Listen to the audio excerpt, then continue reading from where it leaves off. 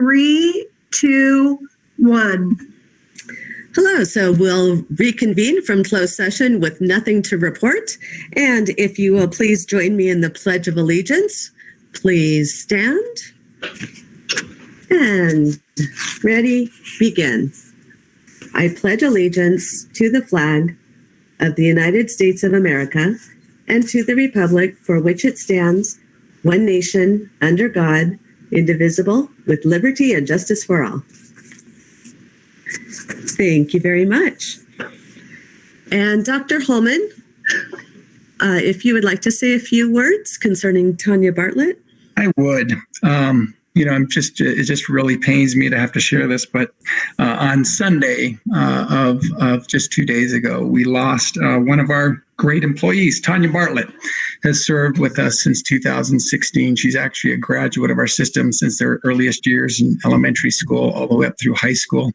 And Tanya Plum at the time, and then most recently Tanya Bartlett, passed away on Sunday. And I'll tell you, Tanya just gave us so many gifts as a student, but even more so as an employee. Over those 4 years of time, she was just revered up in the Wrightwood area as well as Pinion Hills as an individual who was just grounded in the greatest levels of kindness, an infectious laugh that really disarmed people and connected people to her. She has a long list of our youngest kids who were served, not just at Wrightwood Elementary School and Pinion Hills Elementary School, oh so very well in her preschool teaching role, but also through those of us up in Wrightwood know the little yellow schoolhouse where she also served young kids. So young kids were on her heart all the time. And so, I'm so very thankful for that because of Tanya's really disposition to put students first and on her heart. We are a much better system for her efforts. And so with that background, President Behringer, I would really love to, if you don't mind, have a moment of silence that you'd be able to facilitate in honor of Tanya Bartlett and her wonderful work and service, not just to Snowline, but to this world. Yes, please.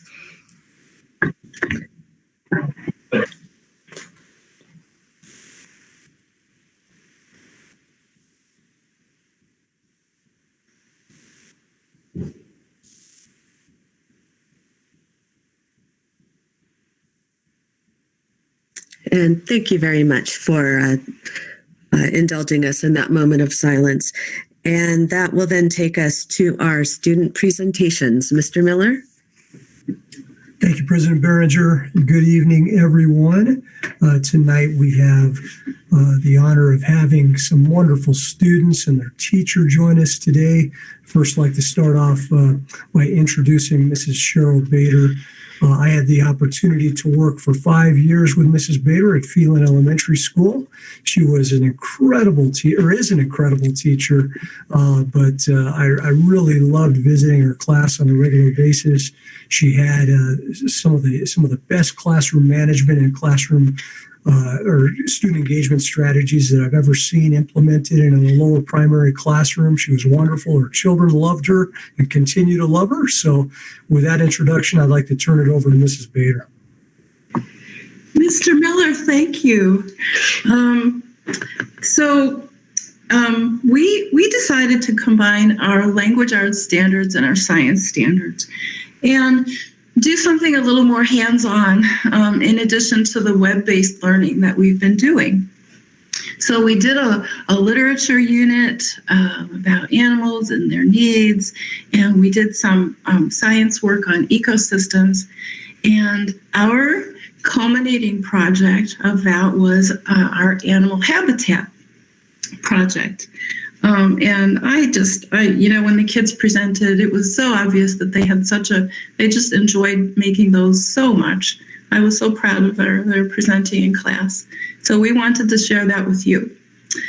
So we are going to keep each to just about 1 minute or so.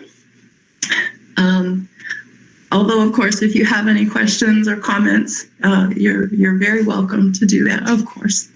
So with that said, our first student is our amazing Rowan Faust.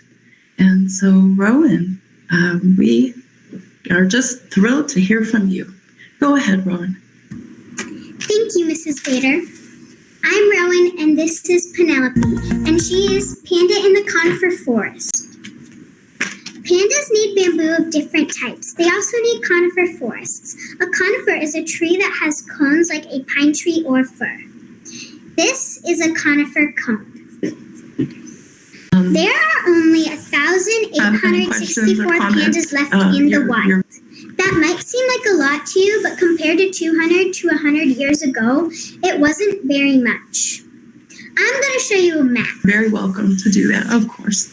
So with that said... Wild panda habitat range. Go ahead, Rowan. Key. Thank you, Mrs. Yellow. Historic giant panda habitat. The green is China, and the yellow right here is what they used to have 100 years ago. Orange, current giant panda habitat. I don't know if you can see it. It's really, really small dots, but they're orange little dots. It goes right by the panda's foot, out a little bit, and then past the Chang River. My name's Rowan Faust. This is Penelope, and she is Panda in the conifer forest. Thank you for listening. Rowan, we enjoyed that so much. Thank you. You did an awesome job. Thanks, Rowan. That was great. Next, we have Nathan Saldana. Nathan, we are ready for you.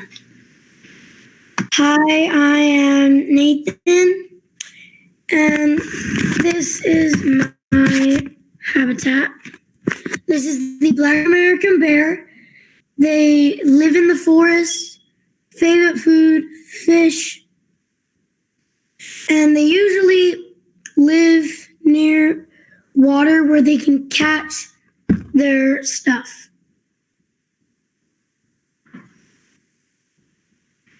Thank you. Nathan, what do you like best about your project?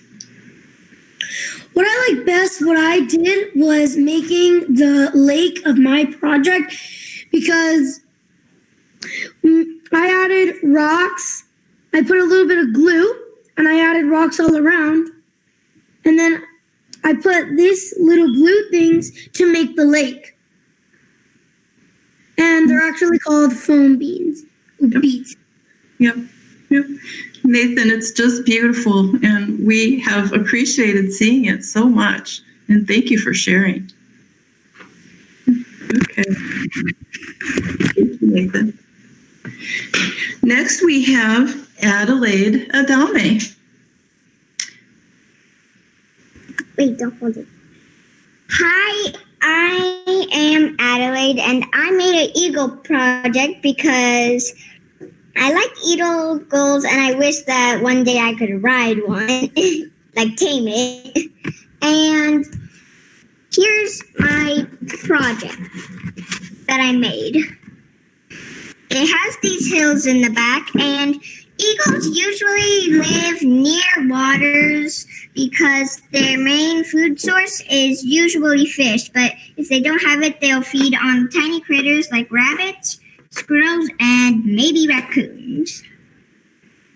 And I also like that my eagle actually hangs there. It's not glued on, but it just hangs there. And I made this teeny little chick that comes. It even has a little feet. And I made 2 pieces of eggshell, and I made it out of clay. And it's an eagle habitat, and they live in the forest. And really, that's it's a bald eagle. I made them out of clay myself. We used hot glue to glue everything in the feet. And yeah. Adelaide, thank you for sharing with us. It was so nice for me to get to see it again, and I enjoyed it very much, and I know everybody did too. And thank you for your great job, Adelaide. Thank you. Mm-hmm. We have Dominic Campbell next. Dominic, we are ready for you.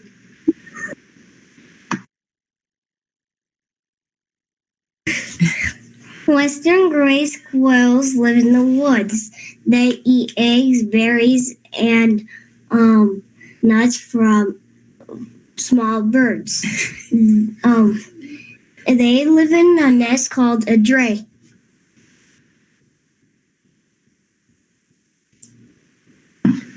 Dominic, thank you.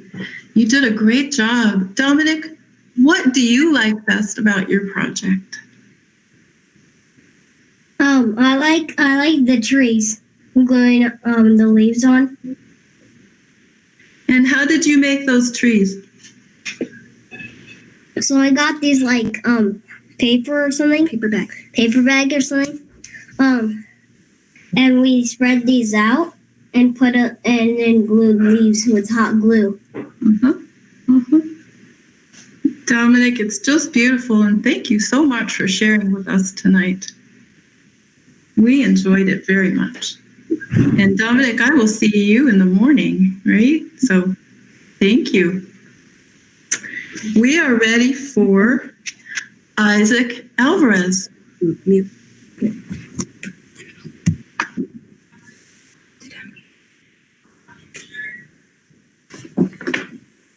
Hi.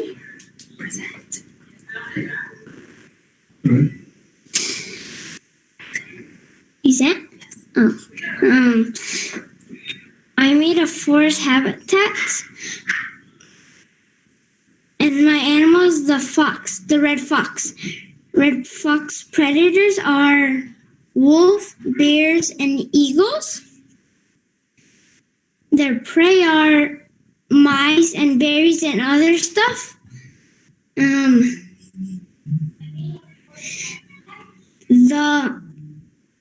The female foxes have 2 to 10 babies in spring. The babies are gray when they're born. And red foxes live in dens. And Isaac, the part that you made that shows the underground of your project was just especially interesting. Can you push it forward a little bit so that we can see that part of it? How you made it above ground, and also you made the burrows below, didn't you, Isaac? That was my favorite part. Yep. Thank you, Isaac. What a beautiful job you did. And thank you for sharing, Isaac. Very nice. We have Ella Shepherd, and then after Ella, we'll have Naomi. So Ella, we are ready for you.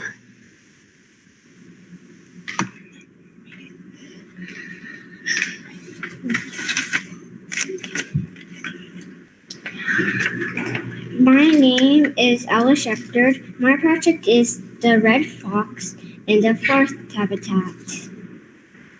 The red fox fur has a reddish-brown color with a white chin and belly. It has a bushy tail, sharp teeth, and a great sense of hearing and smelling.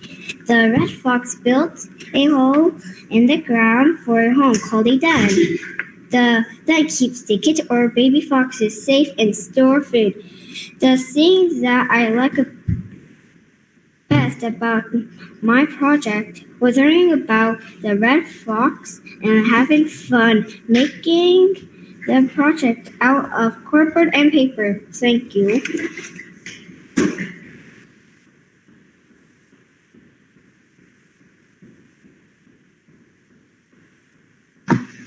And Ella, thank you. Your teacher was having a little trouble with the mute button there. And Ella, I'm so proud of you, and you read so beautifully, and you just did a wonderful job on your project.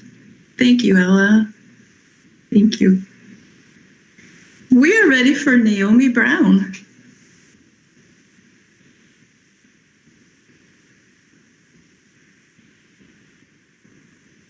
Looks like Naomi might be stuck there. Naomi, if you can hear me and one of your grown-ups is nearby, it would be okay to go out of the... Oh, I hear you now, Naomi. My name is Naomi Brown, and this is my project. It is about penguins. And I used sugar cubes for the ice sheets. And the fish are for krill because penguins eat krill, fish, squid, and other sea life. Oh, and the habitat is called the Antarctic habitat. And these cotton balls are snow on the ground, and these marshmallows represent glaciers, and these styrofoam balls, they represent snow-covered mountains. And these are just snowflakes, and all of these are my penguins. And this is all the information. Most penguins live in the southern hemisphere, which is the bottom of the earth. Places like Antarctica, Australia, and New Zealand. This area is an Antarctic habitat. Most people think penguins live in freezing temperatures, but actually they don't.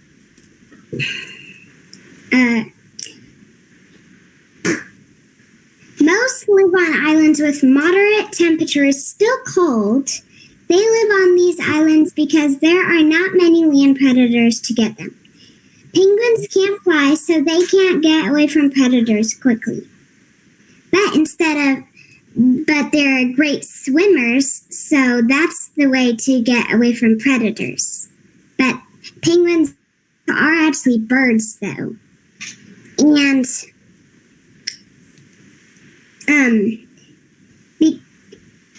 because of the cold temperatures in the Antarctic habitat, plant life is not able to grow that well. Plants with smaller roots like moss, hair grass, and pearlwort can be found around these habitats. Also, fungi and algae grow there, but it isn't very green in this habitat. Penguins find milder temperatures in the harsh winter months and spend most of that time in the water. Only the emperor penguins don't mind the freezing winters and stay on their islands. Naomi, thank you for doing such a beautiful job on your project and for sharing with us all those good facts that you found out as well, that you researched. Naomi, wonderful job. Thank you. So, kiddos, I'm so proud of you. You did an awesome job sharing your project with everybody tonight. Just amazing. Thank you for being here tonight. And I will be so happy to see you in the morning. So, thanks, guys. Thank you, school board members and administrators, for hosting us tonight. Thank you so much for sharing their wonderful projects. Fabulous job, folks. Mrs. Bader, thank you so much. And I was really bragging about your time at Phelan Elementary, but I failed to mention that you're proudly serving students over at the Heritage School now. So thank you for everything you do for our kids and their families. It is my pleasure, Mr. Miller. It is a joy. It really is. So I thank you. So kiddos, we're gonna hang up now, and we'll say goodnight. And I will see you first thing tomorrow morning. Thanks, guys. Bye. Bye. Thank you. Bye. Bye. Thank you. Wonderful presentations. That was great. Thank you, Ms. Bader. Thanks for seeing my project. Thank you. Bye. Oh, that's adorable. Oh, that was wonderful. Okay. That then takes us to our next agenda item, which would be recognition of board members. Dr. Holman? Well, thank you, President Behringer. I think tonight, in this portion of tonight's meeting, it reminds me of dark chocolate, right? It's bittersweet. It's bittersweet to the extent that at this stage, what we're going to be doing is, the bitter part of saying goodbye to two wonderful board members, Kenny Funk and Dave Nielsen.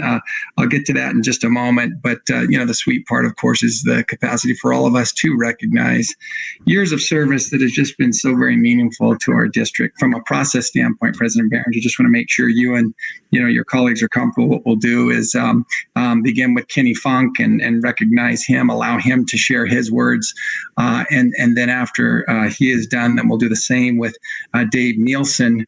All the while knowing that, believe it or not, this is the shortest board meeting that they'll ever attend. And so we want to make sure we can keep them here as long as possible. So having heard that process, President Behringer, to your colleagues, is that going to be fine? That's terrific. Thank you. Okay, great. I appreciate that. So in this bittersweet dark chocolate time, let's begin with Kenny Funk. Kenny Funk, just for everyone's background, you need some information. Kenny Funk has been a board member for the Snowline School District since February of 2019. He previously served in Colorado. Many people might not know that. He's the director of the Methodist camp. His wife and two children have been just wonderful contributors to the Snowline community. But this is really, of course, about Kenny Funk. And amongst the many just outstanding qualities, I'm going to try to capture my comments about Kenny Funk in his enthusiasm for baseball, and he is a Cubs fan. And I want to say this make this assessment really clearly and quickly. Cubs fans are thought to be lovable losers, but I think half of that is true for Kenny. He's lovable, but he's not a loser. He's been nothing but a winner for us. And mind you, too, the Cubs did win in 2016 the World Series, so they were world champions at that time. And Kenny's been a world champion of a board member for us. We think about the notion of what Snowline is. I think I steal that Southwest line, right? That we are an organization of people that just happens to educate kids. Well, Kenny is just that. He is an individual who represents people first, and he's a servant leader beyond reproach. Just one of the best ones I've ever seen. And just to define servant leader just real quickly, that's the notion of serving before self, right? That Kenny puts all others and the service of others before himself. And that has been evident from day one, Kenny. We're going to miss that greatly. You have just put forth the causes that are all right about here in Snowline for kids and how we best serve them time and time again. You've been beyond reproach in that way, and just so very grateful for that, Kenny. And much like those Cubs year after year, those fans know that they have hope next year, because next year is going to be the year, and 2016 finally was for the Cubs. But for you, Kenny, you have hope every single board meeting, every single moment for these kids and for the staff members who serve them and for this entire learning community. And that was very evident at every single meeting. And you should be proud of that. I'm so very thankful, and we are as an administrative team, for you. And amongst the many legacies that you will leave for us, I want to bring attention to a special one. And that is the notion of just the overall wellness for everybody in our district. You have been nothing but the guardian and the shepherd, if you will, who we're following in that regard. And we just so very much thank you for that, Kenny. It's a very noble cause. I believe it's the right cause, whether it be mental health, for overall wellness, the whole notion of making certain that what's best for kids in their entirety is always at the fore for you. And so, Kenny, I want to also say that really in the spirit of what you have put forth in that regard, we're on the cusp of being able to roll out part of our website that will be a wellness portion of our website that just falls right in line with what you have been pushing forward for kids throughout day one. And I just feel like that's one of many legacies, Kenny, that you will leave for us. It was a short time, but a powerful time. So very thankful that we've been able to access you and your expertise. And much like the Cubs of 2016, you've been a winner year after year after year. And so, my friend Kenny, I'm glad to call you that, a friend. You're a friend of Snowline. And so thank you for allowing me to share what I did on behalf of administration. And so to you, President Behringer, I'll turn it over to you. I don't know if you want Kenny to speak first or if you as the board members would like to speak. I'm going to go ahead and take the lead here and just say thank you so much. You assimilated so quickly within our team, and you are just a true professional and just have what's the best interest of kids at heart. You've got an enormous heart, and you just served us so well in this short time that you were with us, and I just thank you so much. Marcus, your comments? Thank you. Kenny, it's been such a pleasure having you on the board. I mean, great minds think alike. I mean, I don't know how many times we were just in sync on topics we never even discussed. And, you know, that the social emotional part that you've always brought to the district, championed, just fantastic work. I gotta say, it's been such a pleasure. And I hope you and family all the best. Thank you so much. And is Member Nilsson here? Did he want to say anything to Kenny? Yeah, I do. Great. Kenny, I just want to thank you for everything that you did. I appreciate greatly having you on the board. You brought foresight and intellect into our discussions, and I appreciate everything you did. You've been a great board member, and I wish you the very best. And if there's anything I can do to help out, anything, you just let me know. And I just want to say thank you. And the community says thank you. Absolutely. And President Berenger, do you mind if I jump in here too? I should have said, Steve Colomb, unfortunately, can't be with us here tonight, but actually Nancy Stapp has a message that he would like read, if that's okay. Are you okay with that, President Berenger? Yes. Yeah. Thank you, Nancy. Thank you, Ryan. Thank you, President Berenger. Member Funk, Member Colomb left these wonderful words for you, and I just love what he wrote. He said, to Kenny Funk, Kenny applied to the position of trustee a couple of years ago and subjected himself to a fairly rigorous interview process in order to fill out the term of another board member. It was clear from day one that Kenny had a heart for the students of Snowline. Kenny has been a great addition to our board, and his contributions to our deliberations have always been timely and full of wisdom. I feel a little cheated that we won't have him with us for a full 4 years. The two things I will remember most about Kenny are, I lost my spot, is his support for mental health, as Dr. Holman mentioned, and his many inspirational quotes. I have enjoyed our conversations about baseball before meetings, and so I will leave you with a quote from Ernie Banks, aka Mr. Sunshine. The measure of a man is in the lives he's touched. Thanks for your service, Kenny, and for the many lives you have touched. Thank you. Okay, Member Funk, you're up. All right. Thank you to everybody. I wrote this statement down because there's no way I could get through it emotionally. Otherwise, that's not a tear in my eye. I'm not crying, you're crying. Shut up. So first, I just want to say I love the student presentations. And so please keep those going. Those are the reminder of the job that we need to be doing. When we see those students talk about red boxes and what eagles eat, we're reminded that we're doing the work. And so please, Mr. Miller, keep those going. In the long line of tradition of quotes, I've got one for you. So one of my favorite books, and it's a great movie as well, is the book Contact by the physicist Carl Sagan. And there's a scene in there in which they've selected Dr. Drummond to go onto the machine and not Ellie Arroway, the main character. And they're on the launch pad and they're looking over it. And Dr. Drummond says, I know you must think this is all very unfair. Maybe that's an understatement. What you don't know is I agree. I wish the world was a place where fair was the bottom line, where the kind of idealism you showed and the hearing was rewarded, not taken advantage of. Unfortunately, we do not live in that world. And Ellie simply responds, funny. I always believed the world is what we make of it.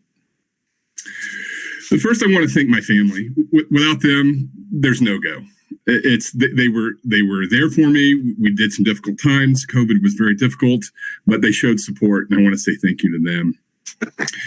To the parents, I challenge you to continue to create an atmosphere where your students can dream and achieve. I know it's hard right now, but they need imagination most right now. They need to know the world is for their making. They need to imagine the world they want to live in, and let's support it so they can go out and get it. To the Snowline community, thank you for the opportunity to serve you. I can tell you this district has a lot of things going for it, from the diversity of our students, the dedication of our educators, the pride in the community, and the opportunities the district provides for its students. Please stay involved. Keep this world safe and wondrous. To my fellow board members, both incumbent and new, you have been tasked with a great responsibility, and from where I have been, sitting with Christine, Steve, and Marcus, you are in great hands with caring professionals whom have your student in mind. Nathan and Daniel, lean on their wisdom. I have found that they will be honest with you and willing to work together. I task you to continue the work of changing the world. As for Dave Nilsson, the community owes this man tremendous gratitude. Dave is a champion for teachers and students. He came to each meeting prepared to fight if necessary, and his heart is as big as the desert. And as a parent of 2 Snowline School District students, thank you, Mr. Nilsson. Dr. Holman, Nancy, Dennis, Alan, Bob, James, Rick, and all those whom faithfully serve this district, I thank you. You are why Snowline is successful, and your work sets the example for high standards. Even in non-COVID times, I was continually impressed with your level of service and professionalism. Please, now more than ever, know you are loved, you are respected, and you are making the belief come true that students can make a difference. Thank you for the Care Solace, and thank you for the continued food service. That shows compassion. And when leadership shows compassion, we all benefit. And we have a great leader in Dr. Holman. I believe that, and I can't say more of how proud I am of him and his staff. Thank you. Principals, thank you for the invitation to see the great work that is being done. I can't say thank you enough for you. I know you come in early. I know you stayed late. I know you did not sleep last night. I know you wrote the extra email, took that extra phone call, sat with the distressed parent, heard from the upset student. I know the work you do, and it has changed my life. Because of you, I will dedicate my work for fighting for your cause. You have a friend in me. I want to thank the support staffs, coaches, aides, food service, drivers, custodial crews, volunteers. All of those are making the world a better place. It's not easy right now, but you make it safer, cleaner. You make it wonderful. Teachers, I'll try to get through this. It is you. It is you that keep a student going. As we stare into the future, I'm filled with hope. You could have not shown up, not been willing to change. You could have gone the other way, but you did not. You showed up, and you showed up with game. You continue to bring it. You are making the impossible part of every day. You took adversity and showed the world what truly amazing people you are. I can imagine how heavy your heart must be, being able to see the smiles you've grown accustomed to, not being able to hear the laughter and camaraderie in the halls and at lunch. The world is unkind right now. You, however, have shown the world what love, honor, respect, and curiosity looks like. When we say game changers, you are the gold standard. I beg you, please continue to carry the burden. You are the best hope for giving the students the opportunity to make the world they want to make of it. I'll continue to pray and think of you. And please, if there's anything I can do for you, I'm a call away, or a grocery store visit, or a basketball game, or we share a community. Finally, to the students and graduates of Snowline School District, I have a simple challenge for you. Make the world the way you would want it. The people I've just mentioned have given you the templates and the tools. They lift you up, pick you up, cry you up, and when you need them, they're there. Honor them by showing past and future generations that when the world was nearly at its worst, you persevered. You owe them your respect, your kindness, and you owe them your best. Please know that you are not alone in this quest. There are so many people behind you cheering you on. I am one of them. There are so many who have gone before you, and they're pulling you. All I ask in return is to simply believe the world can be what you make it. Now, go do it. Thank you. Bravo. Thank you so much, Member Funk. That was wonderful. Okay. Well, this is a difficult meeting for us all. That then takes us to Member Nilsson. Dr. Holman? Why, thank you, President Behringer, and again to Member Funk. Thank you so much for all those wonderful words, and I'd like that you haven't signed off yet, because I know you'll probably have maybe even a couple more you might want to add, even though you spoke the greatness of Dave Nielsen. And so that's where we're going next. Remember this, maybe the spirit, and maybe because I'm hungry, but we're talking dark chocolate. This is the second half of that dark chocolate, right? The bittersweet piece. And we go to Dave Nielsen. I mean, truly, rarely do we get to ever, I guess, associate with a historic figure. And I don't use that term lightly. Dave Nielsen is a historic figure who has a historic family. And there's evidence of that here tonight. Not enough room in that screen to fit his family, who supports Dave Nielsen. Just real quickly, some specifics.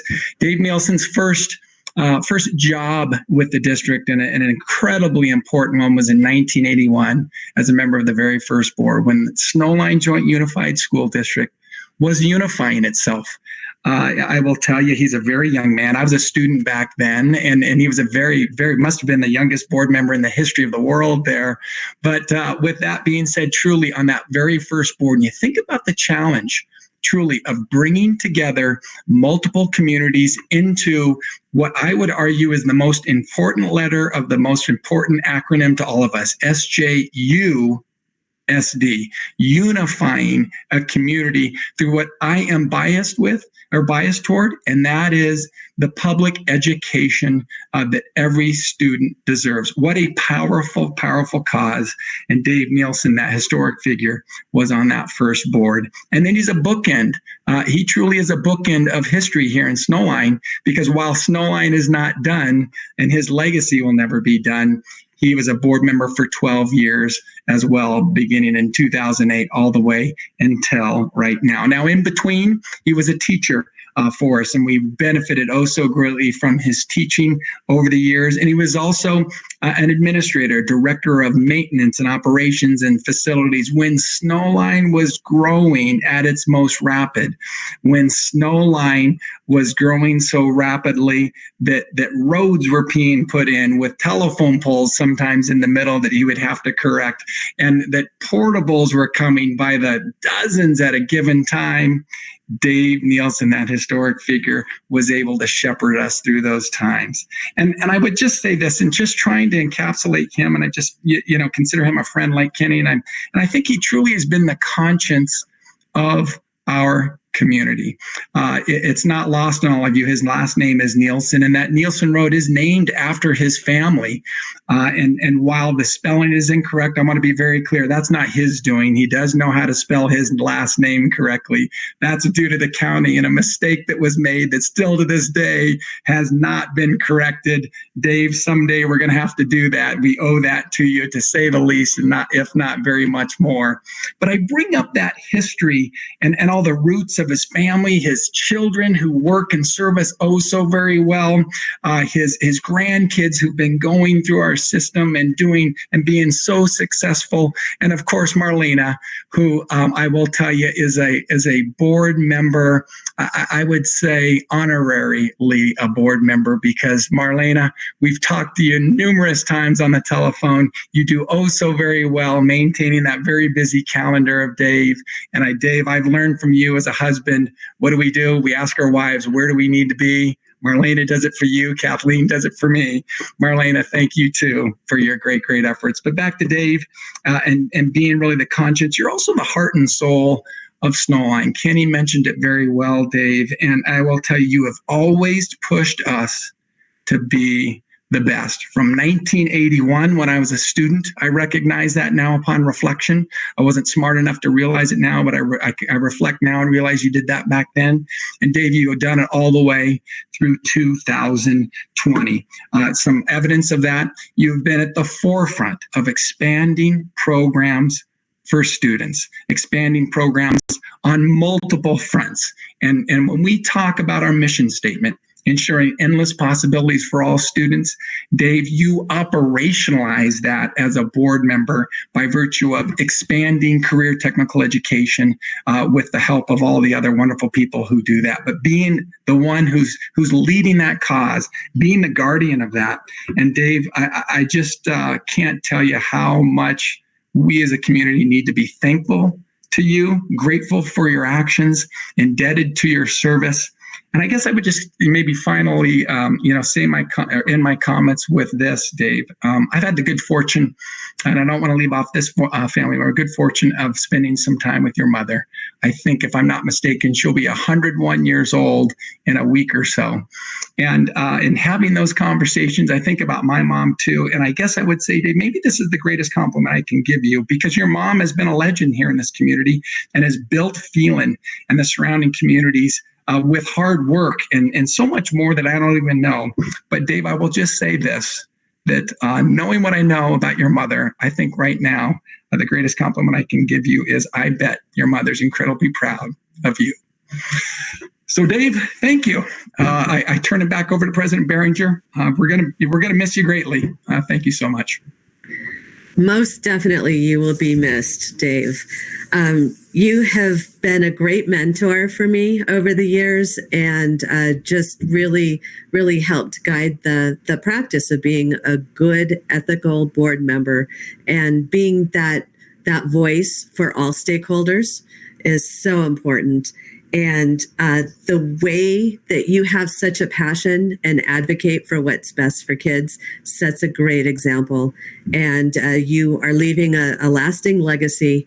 And I just, from the bottom of my heart, thank you so much. Member Hernandez. Thank you, President. Dave, it's been such an honor to sit behind the dais with you, to share that seat next to you and virtually for these last 9 months. I feel regretful that I've only been able to scratch the surface of the depth and breadth of your knowledge. And, I'm one that just likes to soak it up. And it seems like you have just an endless supply of that. And, someday maybe I can tap into that. But it's been a real honor to serve alongside you, and I hope you all the best. Thank you so much. And I know Miss Nancy has some comments. I do, Dave. These are from Member Colomb to you, Mr. Nielsen. He says, thanks, Dave, for your many long years of service in all your many capacities.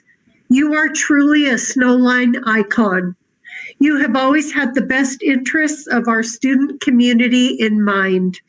I have learned much from you, and you have caused me to rethink a number of important issues. You have been visionary in your support and promotion of career education. Students in our district have a lot more choice here than in other districts. Students are more engaged in education and highly motivated about their future when they have a clear insight on how they might live and work when they leave school.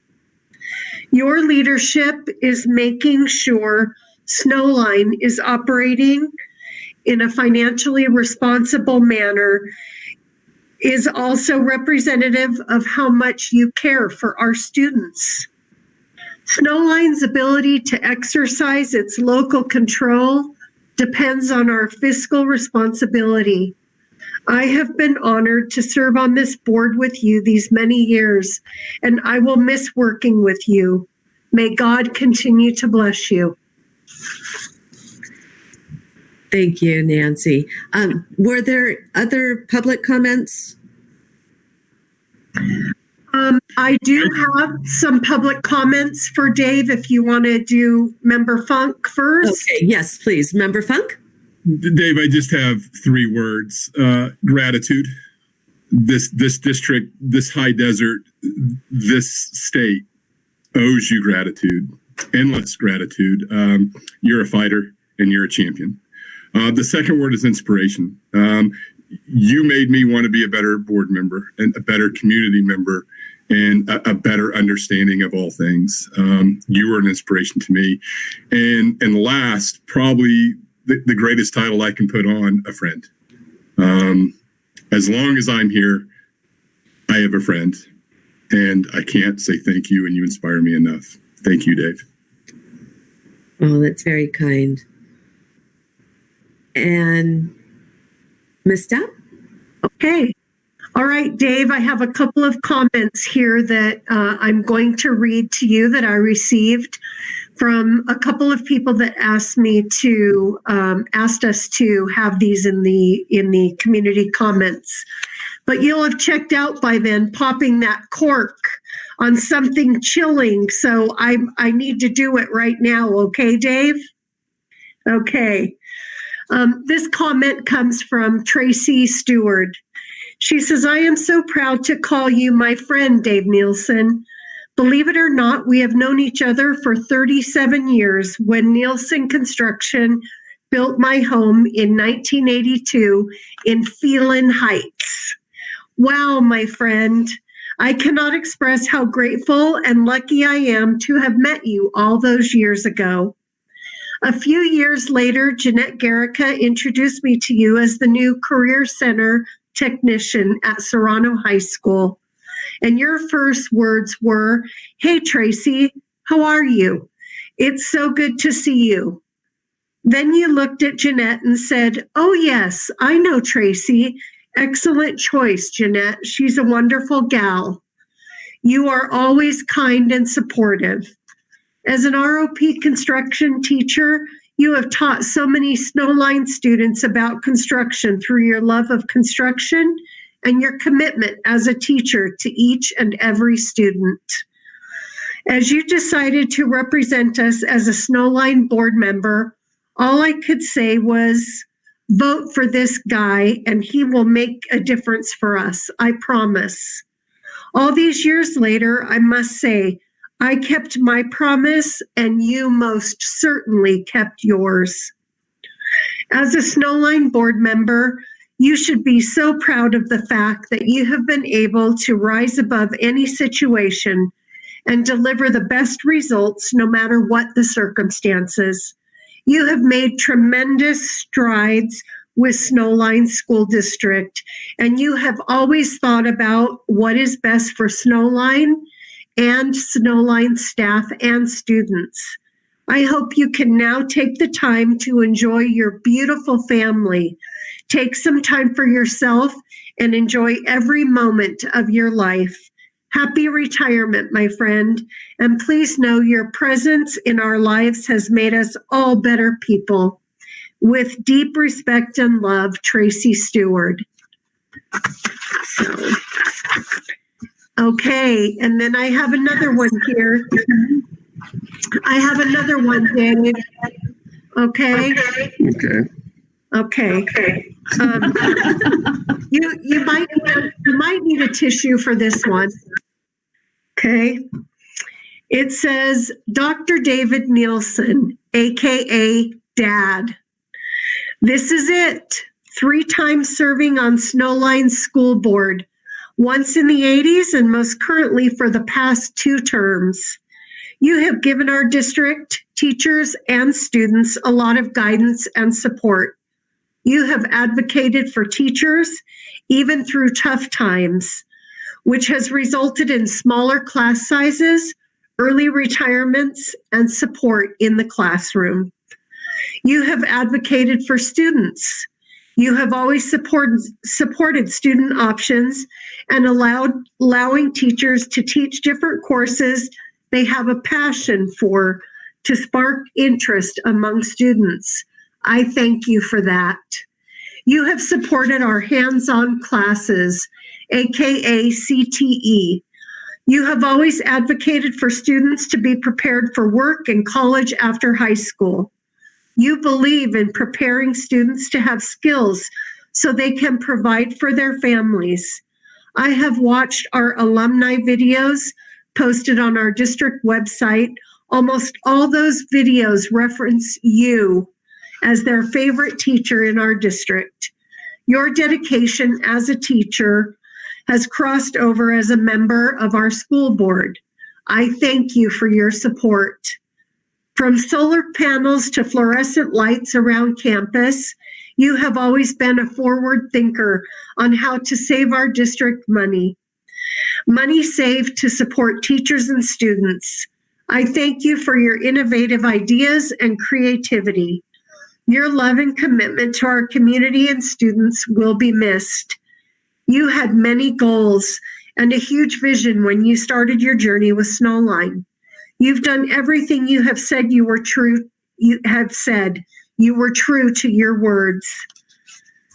On a personal note, as your daughter and a longtime employee for Snowline, I value what you have taught me. I hope one day I can be half the person you are and give to our community the love, commitment, and dedication you so easily give. I love you, and I can't wait to see what you and Mom do in true retirement. Love, Kelly. And President Behringer, may I just say a couple of words? Please. On that? Okay. Now, Dave, I'm going to keep this short. But I just want you to know, Dave, as I see your family behind you, what an amazing family you have and what a great support. And I moved to this gosh-forsaken high desert in 1992 and didn't know what I had done to myself.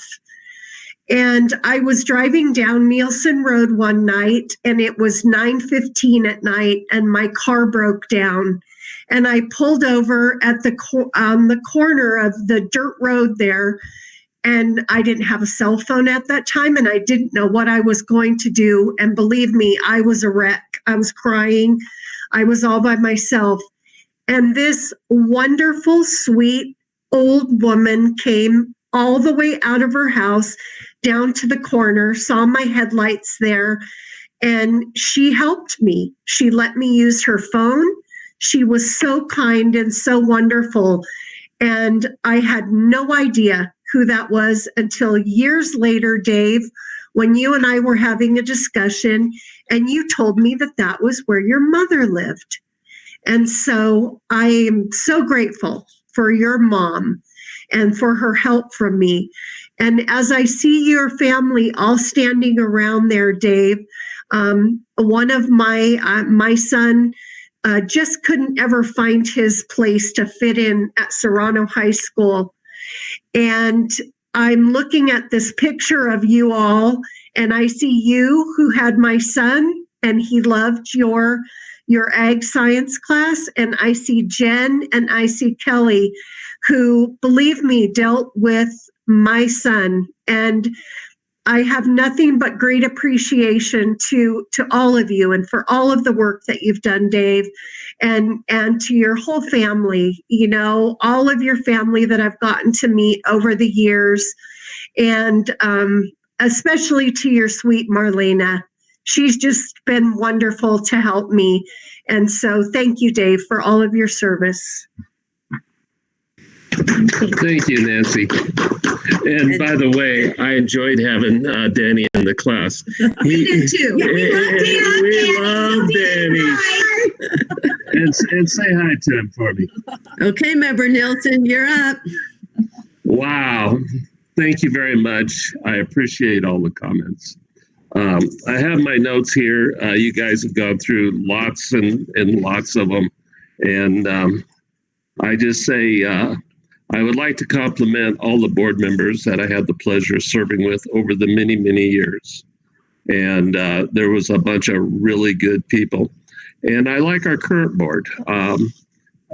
They all have great hearts. They care deeply about our community, and they want to do the right thing for kids. And they give it a lot of consideration, and I know they give it a lot of prayer. And I just say thank you to all of you. And our new board members coming in, it's an exciting time. I couldn't be more pleased.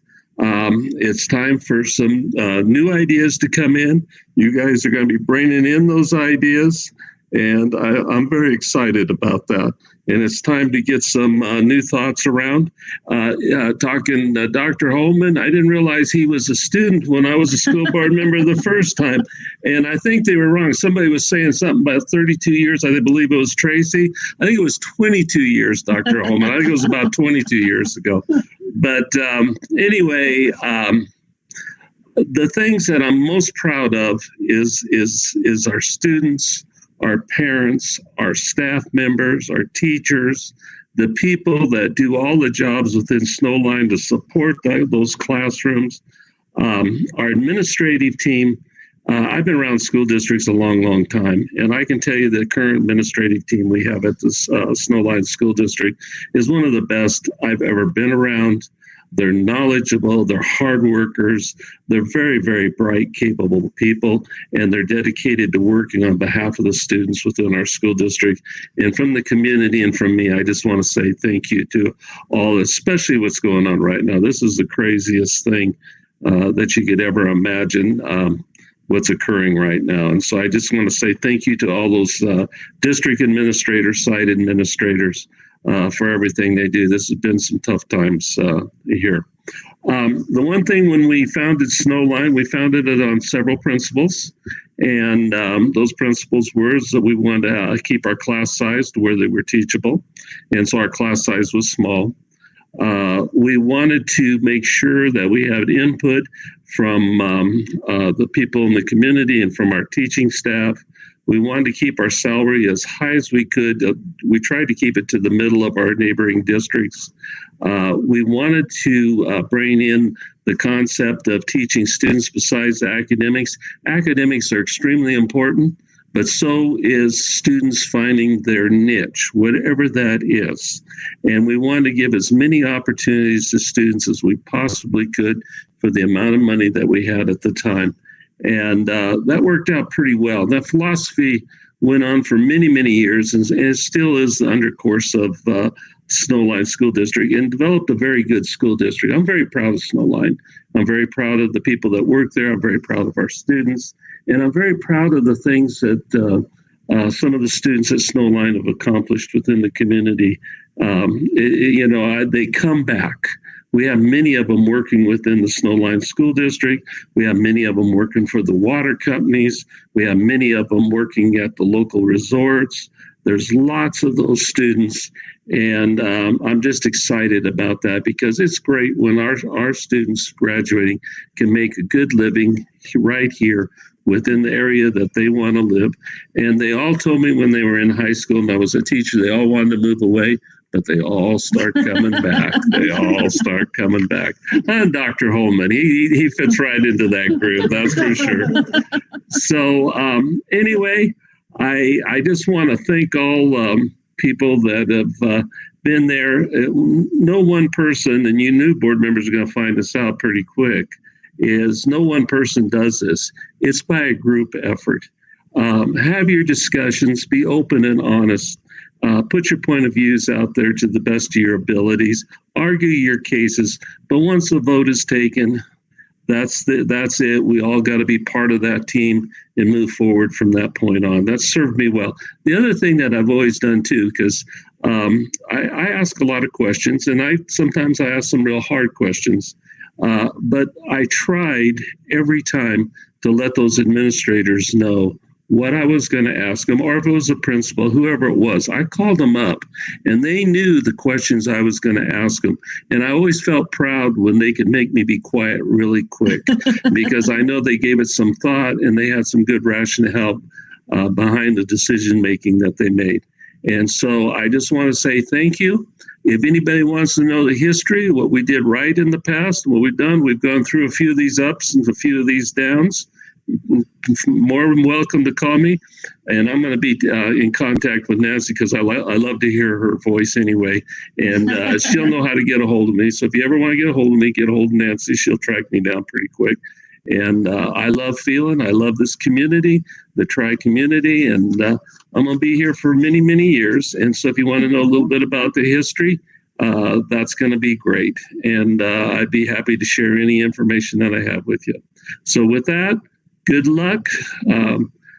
I see that they have some ginger ale over here behind the camera. And so good luck to you. Make great decisions this evening. And wish y'all well.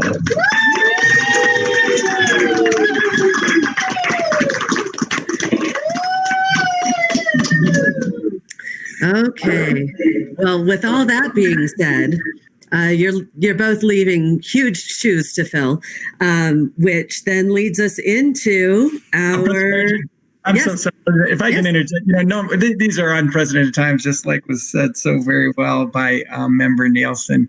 Normally, this time we'd be giving our gifts to both members Funk and Nielsen. I will say we can't do that today. We do have them, so those will be forthcoming in the true spirit of COVID-19 in a contactless type of way, obviously to maintain in all seriousness safety. But please know that we have thought about you and we love you both immensely, and know that those presents will be forthcoming very, very soon. So just want to make certain that they probably knew that. Hopefully they expected that, but I wanted to also know, I want the public to know that those will be forthcoming too. Thanks, President Behringer. Very good. Goodies. Okay. So I see a hand being raised. Mr. Miller? Yes, just real quick, President Behringer, if you could indulge me. Just, yes. I want to thank Kenny and thank Dave, of course, and just to prove that Dave was a board member when dinosaurs roamed the earth, I've got my Serrano High School diploma here with his signature as clerk from the class of 1983. So thank you there, Dave. And then also, if you could just indulge me for another moment, just a sneak peek at this week's Mountaineer Progress. You should be able to see that in just a second. We've got a nice full page that's a tribute to our new board members, Daniel and me, as well as a wonderful tribute to our two outgoing board members, Dave Nielsen and Kenny Funk. So thank you for your service.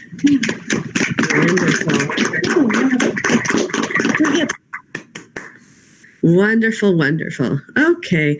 And that then takes us to the next agenda item, which is F2, the oath of office. See y'all. I've hung on long enough. Good luck to you. Hey, Dave. So, if Mr. Bristol and Mr. Flores will please stand. I cannot. Yeah, President Behringer, if we could do them one at a time, if that's all right. Oh, sure. Yeah, sure. And certainly up to you how you want to do that. But that okay. Wonderful. Thanks so much, President Behringer. Sure. Okay. So we'll go alphabetical by last name. So, Mr. Bristol, please raise your right hand and repeat after me. I state your name, do solemnly swear. I, Nathan Bristol, do solemnly swear that I will support and defend the Constitution of the United States. That I will support and defend the Constitution of the United States. And the Constitution of the State of California against all enemies, foreign or domestic. And the Constitution. Hang on a second. I have it written here, so say that again. Hang on. Oh. And the Constitution of the State of California against all enemies, foreign or domestic. And the Constitution of the State of California against all enemies, foreign and domestic. That I will bear true faith and allegiance to the Constitution of the United States. That I will bear true faith and allegiance to the Constitution of the United States. And the Constitution of the State of California. And the Constitution of the State of California. That I take this obligation freely. that I take this obligation freely without any mental reservation or purpose of evasion, without any mental reservation. Sorry, I'm nervous, guy. Without any mental reservation or purpose of evasion. and that I will well and faithfully discharge the duties upon which I am about to enter. Discharge the duties in which I'm about to enter. Beautiful. Thank you very much. Hooray. That was terrible. You may have a seat. Now, Mr. Flores, please rise and raise your right hand and repeat after me. My power now has gone out twice during this meeting tonight, so bear with me if you would, please. I state your name, do solemnly swear. I, Daniel Flores, do solemnly swear that I will support and defend the Constitution of the United States. That I will support and defend the Constitution of the United States. And the Constitution of the State of California against all enemies, foreign or domestic. And the Constitution of the State of California against all enemies, foreign and domestic. That I will bear true faith and allegiance. That I will bear true faith and allegiance. To the Constitution of the United States. To the Constitution of the United States. And that the Constitution of the State of California. And of the Constitution of the State of California. That I take this obligation freely. That I take this obligation freely. Without any mental reservation or purpose of evasion. One more time. Without any mental reservation or purpose of evasion. Without any mental reservation or purpose of evasion.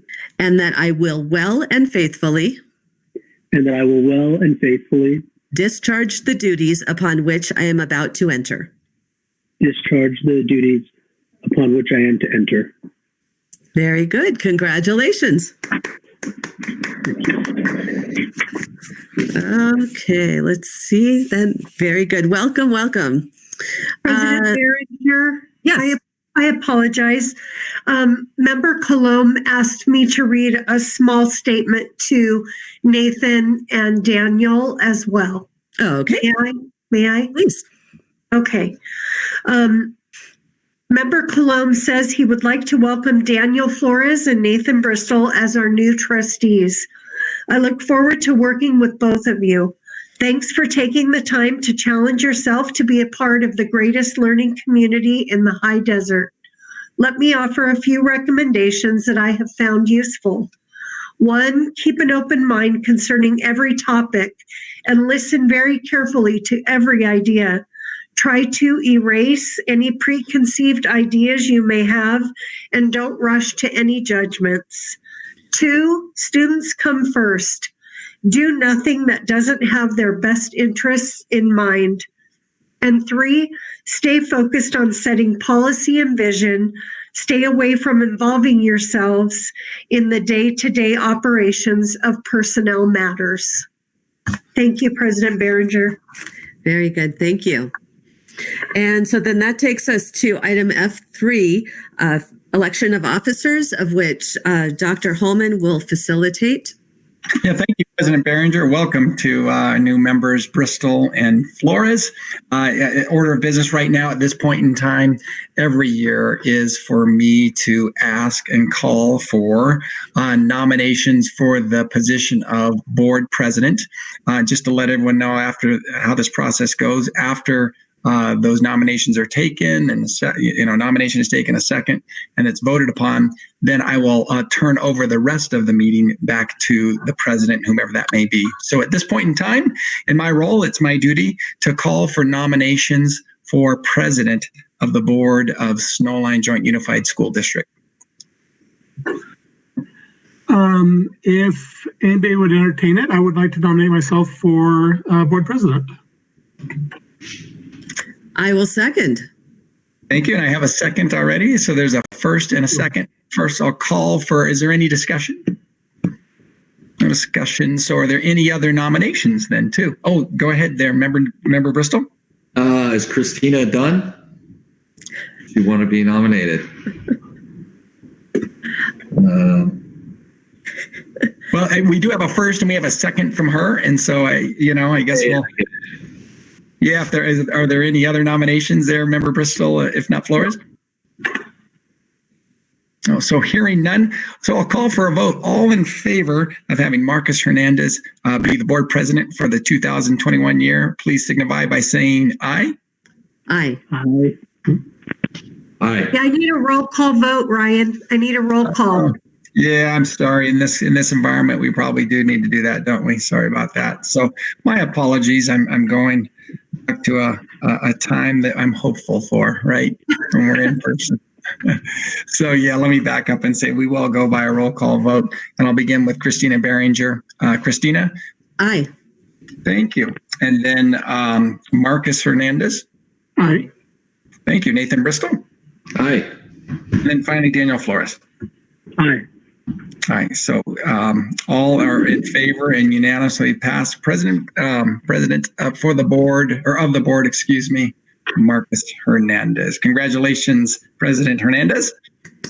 Thank you so much. And so with that, I will turn the rest of the meeting over to you. So at this point in time, it is really the duty for you to facilitate the clerk position, right? To call for nominations for clerk of the board for the 2021 school year.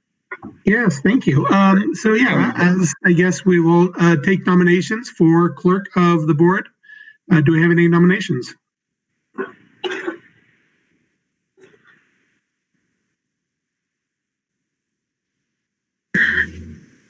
I'd like to nominate Steve Colomb. Very good. I don't know if do we need to have him accept the nomination, or is it simply, do we look for a second now? I'll second. Yeah, we have done just what you're doing right now before. That's totally fine. Very good. Thank you, Daniel, for the second. Let's take a roll call vote then. Ms. Behringer? Aye. Mr. Bristol? Aye. Mr. Flores? Aye. And I will vote aye as well. So Mr. Colomb will now be our board clerk.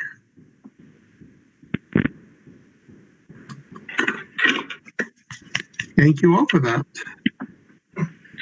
And I believe we have other positions to fill as well. Is that correct, Dr. Holman?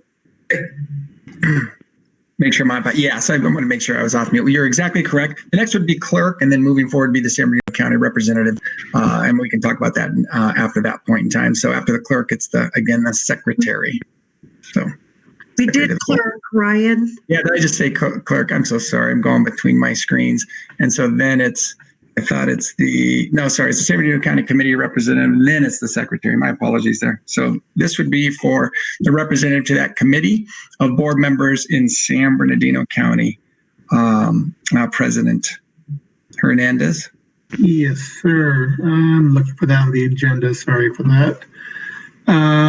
So representative to the county, do we have a nomination? Do we typically, well, I don't know if there's any typical, but is that, can we nominate Dr. Holman to facilitate that? No? Oh. Yeah, this will need to be a board member. Okay. Okay, so then the San Bernardino County representative, do we have a nomination? I will go ahead and nominate myself. Thank you. Do we have a second? Second. Thank you, Member Bristol. We'll take a roll call vote. Member Behringer? Aye. Member Bristol? Aye. Member Flores? Aye. And I will vote aye as well. We have Member Behringer as the San Bernardino County representative. Thank you. Thank you. And the final position is the secretary. Do we have a nomination for secretary? I believe we appoint him. Oh, okay. Dr. Holman will be appointed as secretary of the board. I see. So I'll have Dr. Holman appointed as secretary of the board. Okay. Do we need a roll call vote for that as well? All right. Member Behringer, Aye. Member Bristol, Aye. Member Flores, Aye. and I will vote aye as well. Thank you, Dr. Holman, for facilitating the position of secretary.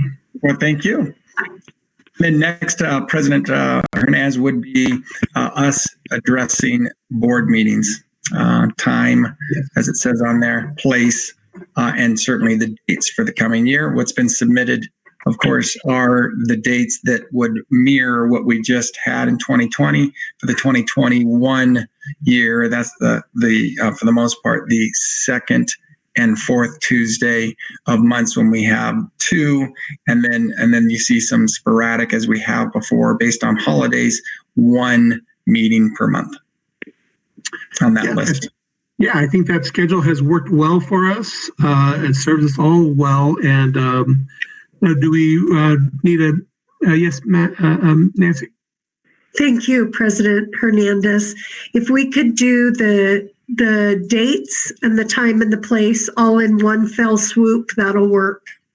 Okay, so the calendar as presented, showing all of next year on the second and fourth Tuesday of the month, meeting at 5 p.m. for closed session and 6 p.m. open session. And I guess we need to take a vote on that or a motion to accept that. And the place, which would be the boardroom.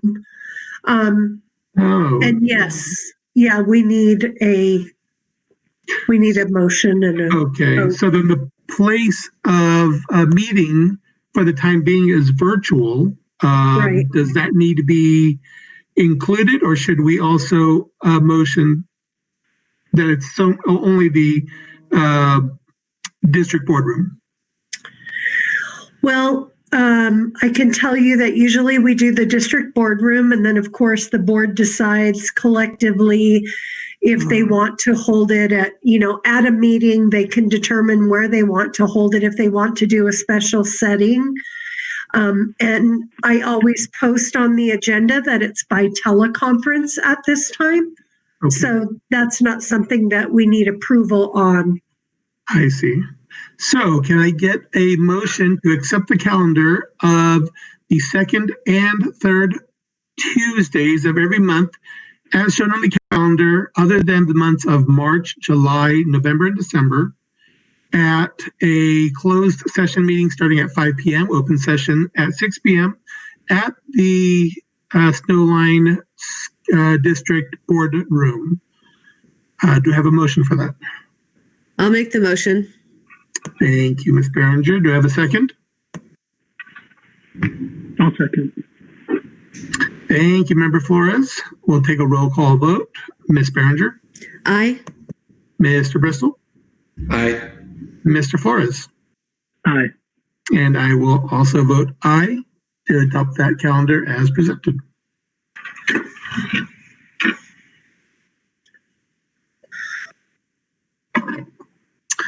Okay, there being no other business, let's continue to item G for community comments. Do we have any community comments tonight? Yes, President Hernandez, we do. Would you like me to read those? Please do. Okay, I will tell you we have about 7 or 8 comments. A few of them are quite lengthy. Shall we keep time of 3 minutes and call it at that point? Or do we have consensus from the board to read them in full? I would suggest that we limit it to 3 minutes, and I guess I can. I'll keep the clock for that. You can give me just a moment to set that up.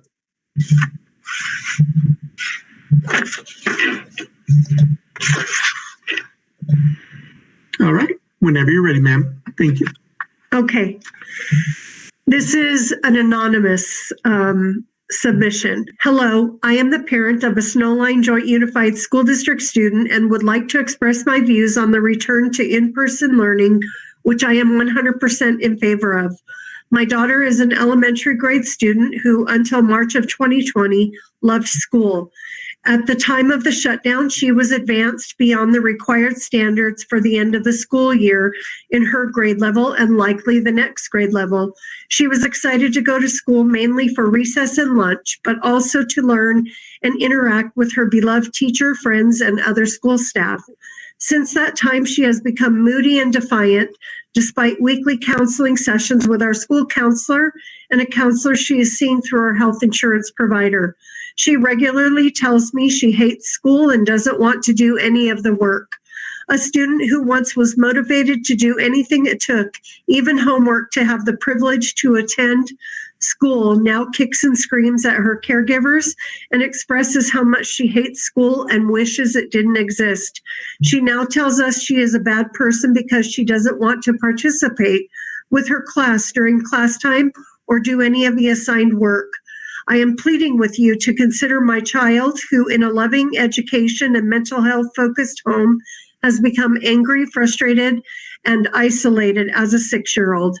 For every letter you receive from a parent asking you to consider the well-being of his or her student and to support reopening once allowed, there are so many more that didn't write in that feel the same way. Parent surveys come out to us, and we have shown time and time again that we want our students back. And for any that don't, they have that option. I am asking that my student have the option to do what is needed for her. COVID is real, but the risk can be mitigated with all of the safety precautions and equipment in place. Schools across the nation are opening safely, and Snowline absolutely can too. Through contact tracing, it is being proven that the spread is coming to school employees because of behavior outside of work, not employee to employee. Please don't punish my daughter and the other students of Snowline who are responsible too for their behavior of adults. Thank you for your time. Thank you for that comment. We appreciate it. I'll try to read as quickly as I can so that I can get there. That was perfect. Thank you, ma'am. Okay. Another anonymous comment. Hello, I am a teacher at one of our elementary schools. We need to start returning for the sake of our students. This type of schooling is failing some of them. I see it every day. I have 4 students in my class that have not done any of the work that is assigned to them. About half of my class are struggling in one way or another. I have only 8 to 10 students who I would say are getting anything from the remote school setting. The data I see in my classroom mirrors that of large studies. Across the nation, failing grades are skyrocketing, going up 2 to 3 times higher than in past years. Students with 2 or more Fs on their report card went up by 83%. There was also a 70% increase in failing grades among English learners. This just shows that the most vulnerable students need to be in school. On November 19th, CDC Director Dr. Robert Redfield claimed, "We've gathered data over the last 2 to 3 months and confirmed that K through 12 schools can operate with face-to-face learning, and they can do it safely and they can do it responsibly. The truth is, for kids K-12, one of the safest places they can be, from our perspective, is to remain in school." This is supported by the COVID-19 School Response V2 dashboard statistics. The current average for community positivity rate is 6.4%. When you compare that to the student infection rate, which is 0.22%, and the staff infection rate, which is 0.42%, those rates are incredibly lower than the community positivity rate. I understand that there are teachers who have legitimate concerns about returning to school. Although recently a colleague stood in the office and told me that they did not really want to come back because this is so easy. I have heard this same comment from other teachers at our district. In no way am I saying all teachers feel this way, and many teachers are putting in more work than before. It is hard to know who are truly concerned versus those who enjoy the style of teaching. We need to talk about the community that we serve. Many do not have the choice to stay at home. Teachers are often called heroes, yet firefighters do not meet on Zoom with a burning building. They go face to face with it. A paramedic does not have a Google Meet with a car accident victim. We need to step up and act like heroes. More than half of the students' families in my class are willing to send their kids back. Why keep them out if they are comfortable coming back? And I am comfortable having them. I want to stress that people who do not want to come back should not be forced to go back. Although in the same regard, we should not be kept from going back by them. I have the utmost faith in the district, site administrators, custodial staff, and most importantly, myself, to deliver a safe environment where students can learn. Thank you for your time. Thank you for your comment. Okay, I have a comment from teacher Sharon Whitehead. Thank you in advance for reading my letter aloud. First, let me thank all the school board members, our administrators, classified staff, and all the educators who are rising to meet the needs of our students during this very challenging time. I am very blessed to be a part of such a caring and hardworking school district. I am writing this letter to voice my concerns over what is happening to our children during this COVID pandemic. As a parent in the district, I am very unhappy at the recent turn of events in my son's education. Learning by himself at a computer is the worst thing to happen to him and most children. Children need to be in a classroom with their peers. Learning should be fun, interesting, and even sometimes exciting. But none of that is happening now. Children sit by themselves for hours and stare at a screen. This is very sad. We know children are more successful in school when they learn in groups and help one another. Learning happens when children interact with each other and help each other, not through boring seclusion and isolation. Some parents like myself work, and I have a very difficult time helping my son with his work and school schedule. It's not his fault I have to work, but I have to pay bills. So my son and many like him are not getting the education they deserve right now.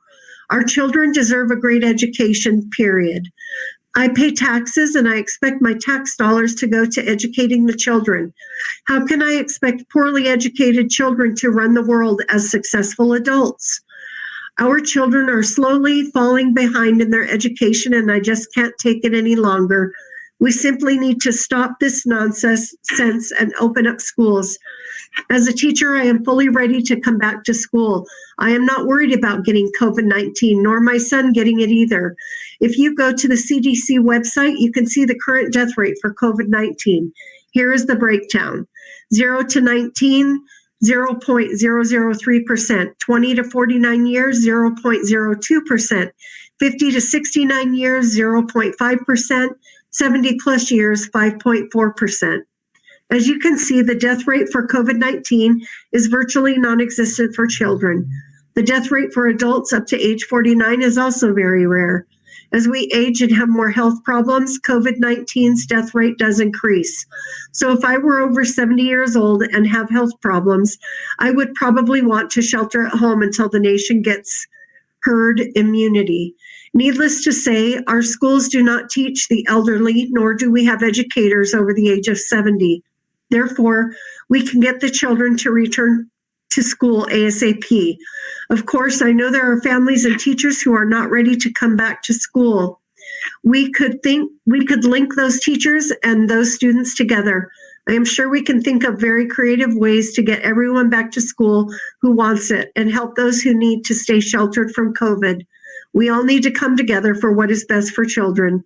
It is clear what is happening now to our children. Okay. Over 3 minutes. Okay. Thank you for that.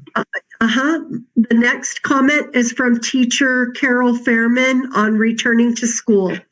I am writing this letter as a teacher in this school district who would like to see our schools be allowed to open as normal.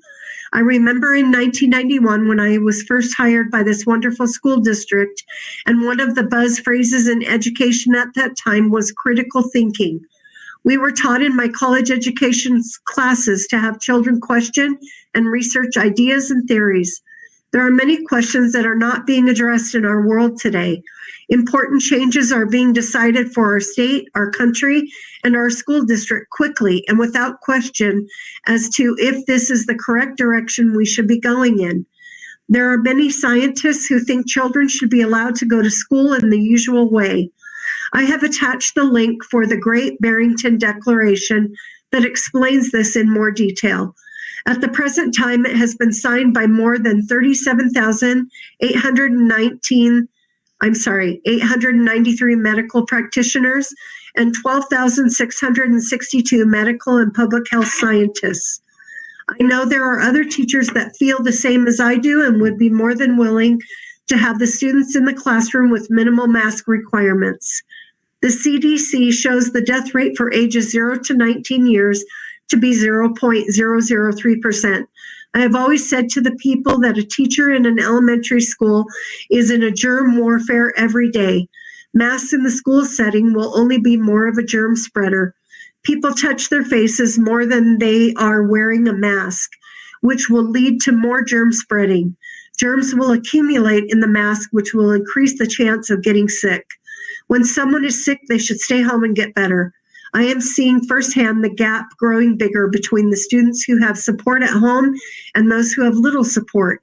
I see kids in my individual meetings that look forward to that little bit of time through Google Meets to see other students if they have not been around many other kids since March.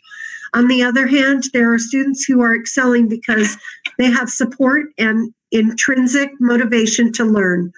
For most children, it is devastating not to be in school, both emotionally and academically. I know there are staff members who are vulnerable, and those should be protected, as well as vulnerable people. The Great Barrington Declaration discusses that as part of the Focus Protection Plan. Those of us that are healthy should go on with life as normal to build the herd immunity. Thank you for reading my letter. I just wanted you to know that there are teachers that are advocating for children going back to school, as that is what most children really need. Thank you for that comment. The next comment is from teacher Lisa Bradford, and it's regarding returning to school, in-person learning. I would like to thank our district for their work in organizing small cohorts in preparation for returning all students to the classroom. As a teacher at Serrano High School, I support and applaud the efforts to return to normalcy within the schools. I want you to know that I am ready to return to the classroom, and I am willing to work toward a safe return to school and to practice safety protocols once I am back in the classroom. Please continue your work and efforts towards a full return to the classroom. It's what the students need, and I look forward to the day we are back in the classroom. Thank you also. This comment is from Jeremy Mueller, and it's in regards to returning to school. To whom it may concern, this letter is intended for consideration as our Snowline School District is attempting to navigate the difficult decisions surrounding the COVID-19 pandemic. Obviously, these are challenging times and there are no one-size-fits-all solutions. I understand that our district must weigh the health risks involved with any decision it makes, and there will be some who disagree with your decisions regardless, as there are many different opinions about the best way to move forward. My interest in this is from the perspective of a concerned parent of a 10th grade student who attends Serrano High School. Prior to the pandemic and shutdowns, he was involved with many school activities, including marching band, wind ensemble, and JV soccer. Juggling marching band and soccer was a challenge for him, but he enjoyed the challenge and camaraderie of both enough that he did not wish to choose one over the other. He has been a high-achieving student during his academic career. He was a busy, happy, and successful young man. As his parents, we have seen a large portion of his identity basically put into a box and taped shut. He now sits in front of a computer all day, either working in online classes or playing video games. This is practically the only social interaction he is getting at this point. We have always expected him to achieve A's and B's in his classes. Now we are seeing him struggling to pass some of his classes, and I believe his self-esteem is also suffering as a result. This is very unhealthy for a 15-year-old boy. I can tell you from firsthand experience that our kids are not adjusting well to this new reality. The kids are not all right. I would ask you to please consider the other long-term aspects of overall health beyond the risk of contracting the virus that your decisions will affect. I believe that we can find a way to navigate these challenges while balancing all of the health risks involved. I know that our state health officials have their focus only on containing the virus and limiting the population's infection rate, and I do not believe they are considering the other long-term effects that their edicts are fostering.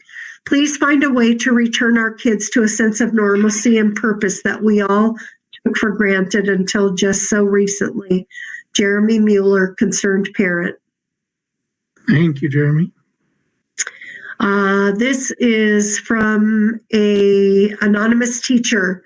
Dear President Behringer, board members Hernandez, Nielsen, Colomb, Funk, Flores, Bristol, and Dr. Holman. I would like to start by saying thanks for your continued leadership during these extremely challenging times. As an elementary school teacher in the district, I feel like it needs to be known that there are many of us teachers that are wholeheartedly ready to go back to work teaching children in person. We believe it can be done in a safe manner and that we should absolutely 100% be moving in this direction, using whatever means possible and necessary as a district to get kids back in classrooms. The science overwhelmingly shows that children are far less susceptible to this virus, and new CDC survival rates show even the most vulnerable populations have an extremely high rate of survival when it comes to COVID. We have learned so much about COVID-19 since we began the lockdowns in mid-March. With science reporting 99% survival rates, with doctors and hospitals having far more and extremely effective therapeutics, and with rapid testing being available all over the county, there is no reason why we can't begin to implement a reopening of our elementary school for all students, including those in general education, as well as those in special education under an acute needs cohort model. As studies are showing, the number of students failing in a remote school setting are increasing exponentially. Failing rates in Fairfax County, Virginia have gone up 83% amongst the general population, 111% in special education, and 106% amongst the ELL population. We are absolutely failing our students under this model of teaching and learning. Now, I understand that there are those in the district that are concerned about the virus, and many rightfully so. As a district, then, we should provide these at-risk, compromised staff members opportunities to work remotely. For example, these staff members should be the first ones to be offered remote teaching positions. Also, these teachers should be offered long-term subs for their classes until a vaccine is readily available. By no means am I saying that all teachers, all staff members, or all families should be forced to come back to school. At the same time, those of us who are young, healthy, and extremely low rates of being in any danger from this virus should be given the opportunity to return to work to educate the students of the families who wish to send their kids back to school. 24 of my current 25 families said they would be comfortable sending their kids back to school in a cohort/hybrid model. And this can be done safely. After seeing one of the cohort special education classrooms and all of the precautions put in place, keeping both students and staff safe, I am even more convinced that we can do this safely. Lastly, over Thanksgiving break, I traveled to Sacramento. Schools all over Sacramento and Placer counties are open. Students in elementary, middle, and high school are going to in-person classes. These counties are in the purple tier, just like we are. How long will we sit idly by and wait for the government to make decisions for us when we obviously know better than they do what is best for kids? Okay, thank you. Thank you.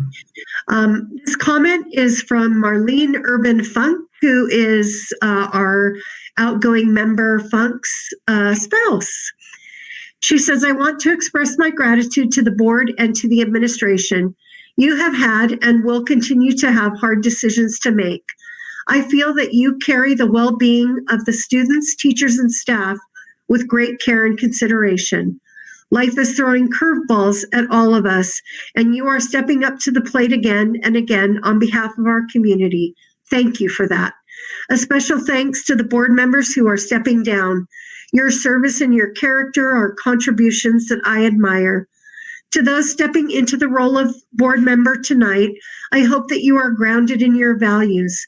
I hope that the faces of our school children and our faculty and staff are ever before you, drawing you into the best decisions possible. Our young people are facing so many challenges. I hope that they can count on the Snowline School Board and the administration to have their backs. And this is our last comment, Nikki Ruiz.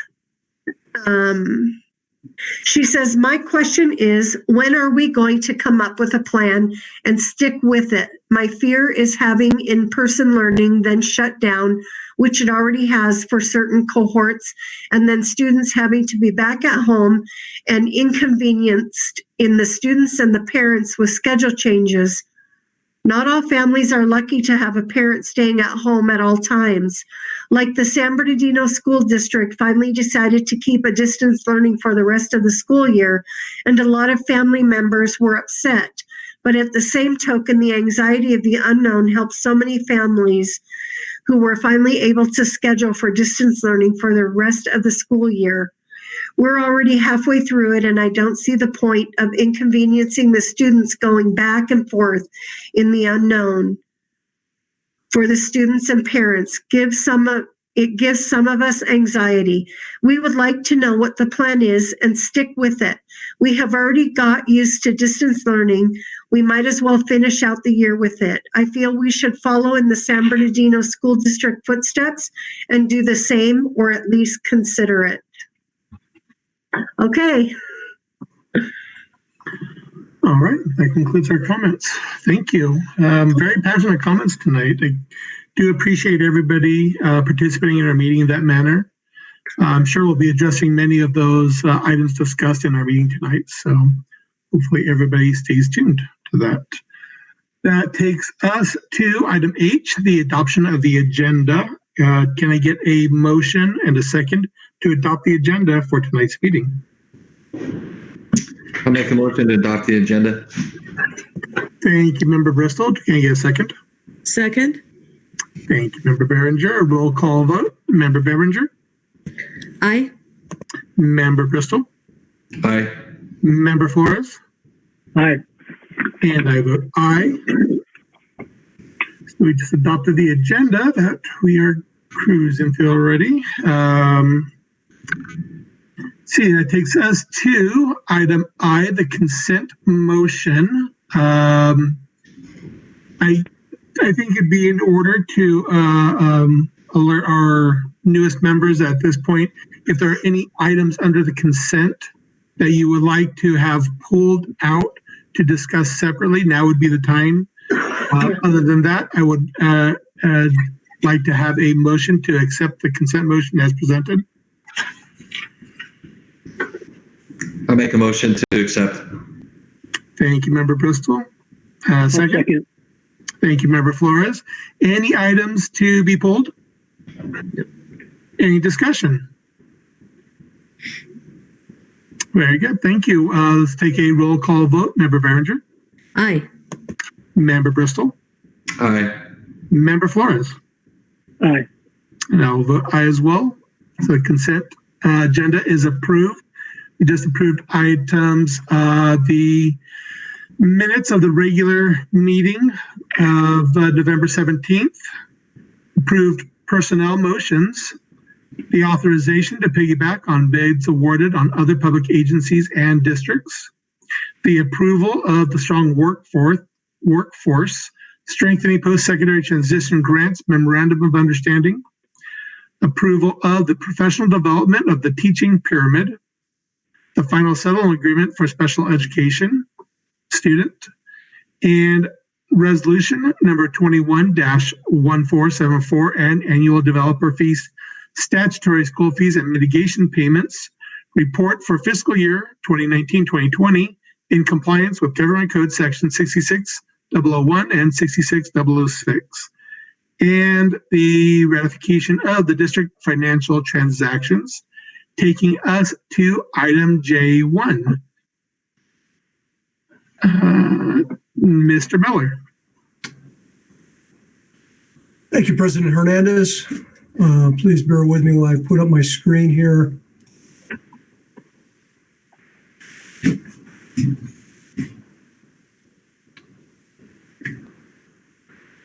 All right, going all the way back to March, we know what a detriment this season has been to our students regarding just remote learning and trying to provide our students with the very best education that we can.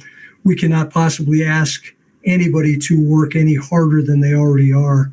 And once again, we are working in a very unconventional learning environment as what our system is built to do. So we feel for all of the children and families that are out there that are struggling during this time, and even students who don't appear to be struggling, that are being successful academically. Don't be fooled. There are many of them, my daughter included, that are struggling from a social emotional aspect of being disconnected from peers in the actual physical buildings of the schools. So with that being said, I wanted to set us up for something that we can control, and that is some specific things that we can do, tangible things that we can do to support our students over at Serrano High School, our seniors specifically. This presentation is specifically addressing Serrano students. We're not intentionally leaving out our NTS, our non-traditional students, but they fall under a different graduation requirement system, and they feel that overall they are in a very good place to graduate a vast majority of their students when summer comes. Not to say they don't have any challenges, but we are seeing some very glaring challenges over at Serrano High School. I've got some wonderful people joining me tonight from Serrano. I've got Sabrina Merrick, one of their Dean of Students. I have Counselor Michelle Scribner, and I've also got Principal Willie Jones. I believe Andrea Morrison was going to join us, but I don't think she's here tonight. But she has been an instrumental part of this work and these collaborative discussions that have been focused on supporting Serrano seniors. So as you can see on my first slide, the theme here is supporting Serrano High School's seniors on the path to graduation. I'm going to give you a brief glimpse into the current reality that we are facing with our seniors over at Serrano, and then I'm going to turn it over to the experts who can give you a much better picture than I can of what they're facing over there on the hill over at Serrano High School, trying to support these kids. You can see here on this slide, compared to traditional school years, there has been a significant increase in the number of D's and F's that are being received by students this first semester over at Serrano High School. Many of them, as I alluded to earlier, are struggling with remote learning and are not being successful, and just overall struggling with the current educational landscape which has existed since March of last school year.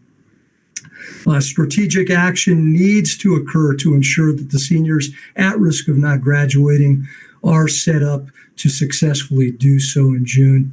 And it seems like a real dire circumstance here, but it's something we can definitely overcome, and we have some tangible tactics and a sound strategy to do so. So with that, I'd like to turn it over to our experts over at Serrano High School. I'll start with Dr. Willie Jones to maybe even provide some more detail in the situation over at Serrano. Thank you, Alan, and thank the board members for this time. Just want to let you know that this is just a small representation of our team. We have teachers and administrators and other leaders part of this team trying to be proactive in this sense. And so starting from the summer, we began to meet on into the first quarter where we saw significant numbers of D's and F percentage rates. I believe that rate was 36%. And so we continue to monitor and see those percentages rise a little bit and then go down and then rise again. And so this is hopefully an effort to help our seniors get to graduation and look at our graduation rate. So right now, with the second quarter progress report, we have a percentage of 38.2. Now, we have not had the first semester. Finals are ending on Thursday. And so we will get more information on where that percentage is going to be after this semester ends. And then what we'll do is begin to look at interventions moving forward. But this is one step in that direction. One of the things that we want to look at is normally at the second semester, we do begin, the counseling department begins to try to identify students that are not on track for graduation. And so they begin to look at their 4-year plans and begin to make arrangements for those students to transition into our non-traditional schools. And so with the compaction of our non-traditional schools, we are looking at other options at this point to hopefully offset some of those kids having to go to NTS and have those students here at Serrano. And so I would like to open it up to Mrs. Scrivener and Mrs. Merrick if they have anything else to add to that, if that's all right with Mr. Miller. I'd like to open that up for them if possible. Yes, please. Thank you. So as Dr. Jones pointed out, over the course of the semester, we've definitely seen a large increase in the number of D's and F's for all of our students. But our biggest concern is for our seniors because obviously the time is not on their side when it comes to finalizing their graduation requirements. We're very used to having some students in their senior year not pass their senior English class or their government or economics class, which are must passes in order to finalize those graduation requirements. And so we can work with those students to make sure that they get what they need. We have, strategies in place to help make sure that they still have opportunities to earn those credits. But we're used to that being a pretty small number of students, very manageable. But based on all of the data that we've seen so far this year, we are anticipating that that number is going to be much bigger. Not only will we see more students who don't pass that first semester of English or their first semester government or economics class, based on the trends on the progress reports leading up to this point, they're failing multiple classes. And so we have to figure out how we're going to help them make it all work and keep as many of them at Serrano as we possibly can. In past years, there are students that we do end up suggesting that they transfer to Chaparral because they are so significantly behind that it just wouldn't be possible for them to earn their diploma if they stayed at Serrano. But if they went to Chaparral, because of the difference in our graduation requirements, they would still be able to graduate with a high school diploma.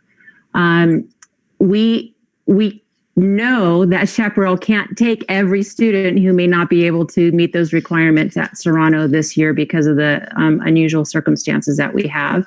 And we don't want to send all of our students away. We want them to graduate from Serrano.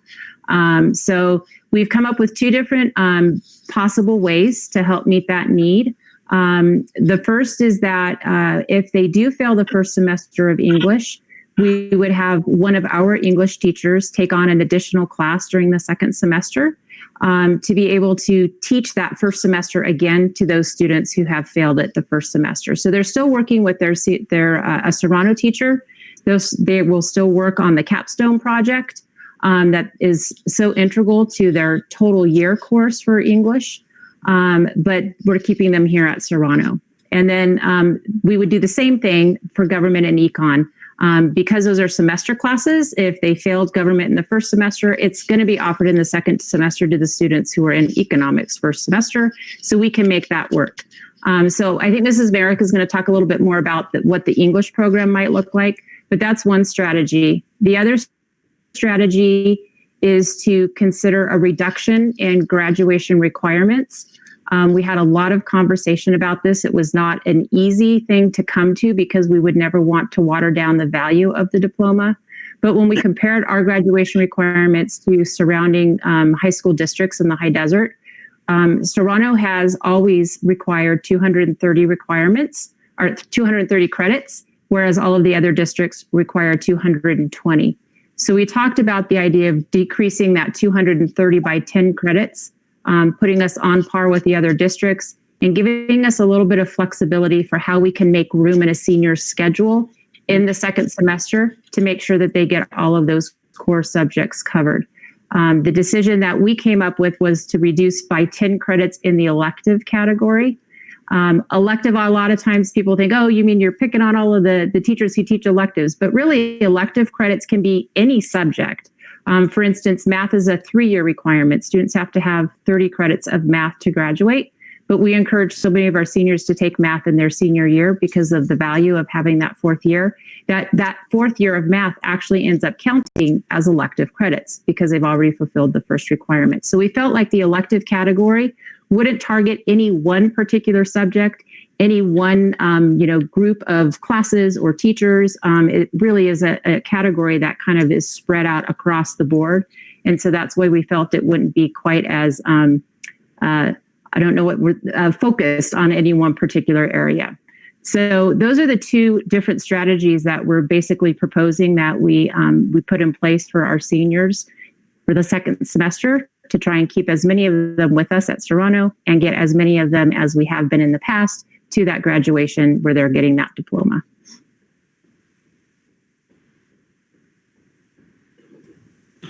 Sabrina, did you okay. Jump in quickly, sorry, and kind of reiterate what Dr. Jones said and Mrs. Scribner. If we go back to the tactic number 1, where we're talking about the English, having the students, the Serrano senior students with their English teacher, having the 1/6 assignment.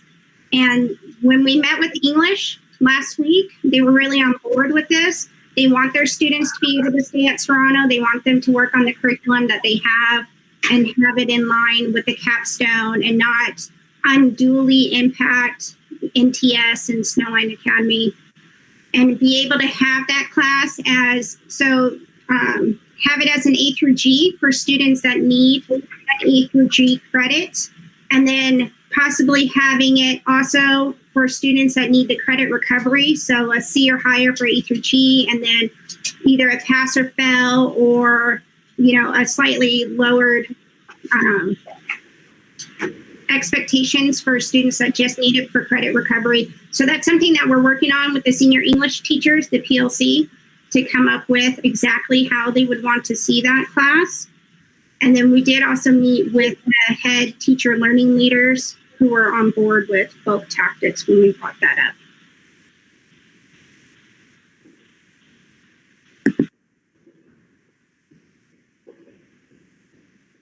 So once again, just to recap, I really appreciate working side by side with these folks from Serrano.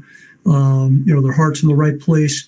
And, instead of taking a passive approach, they're taking a default aggressive approach, which really needs to be in place. We need to do something.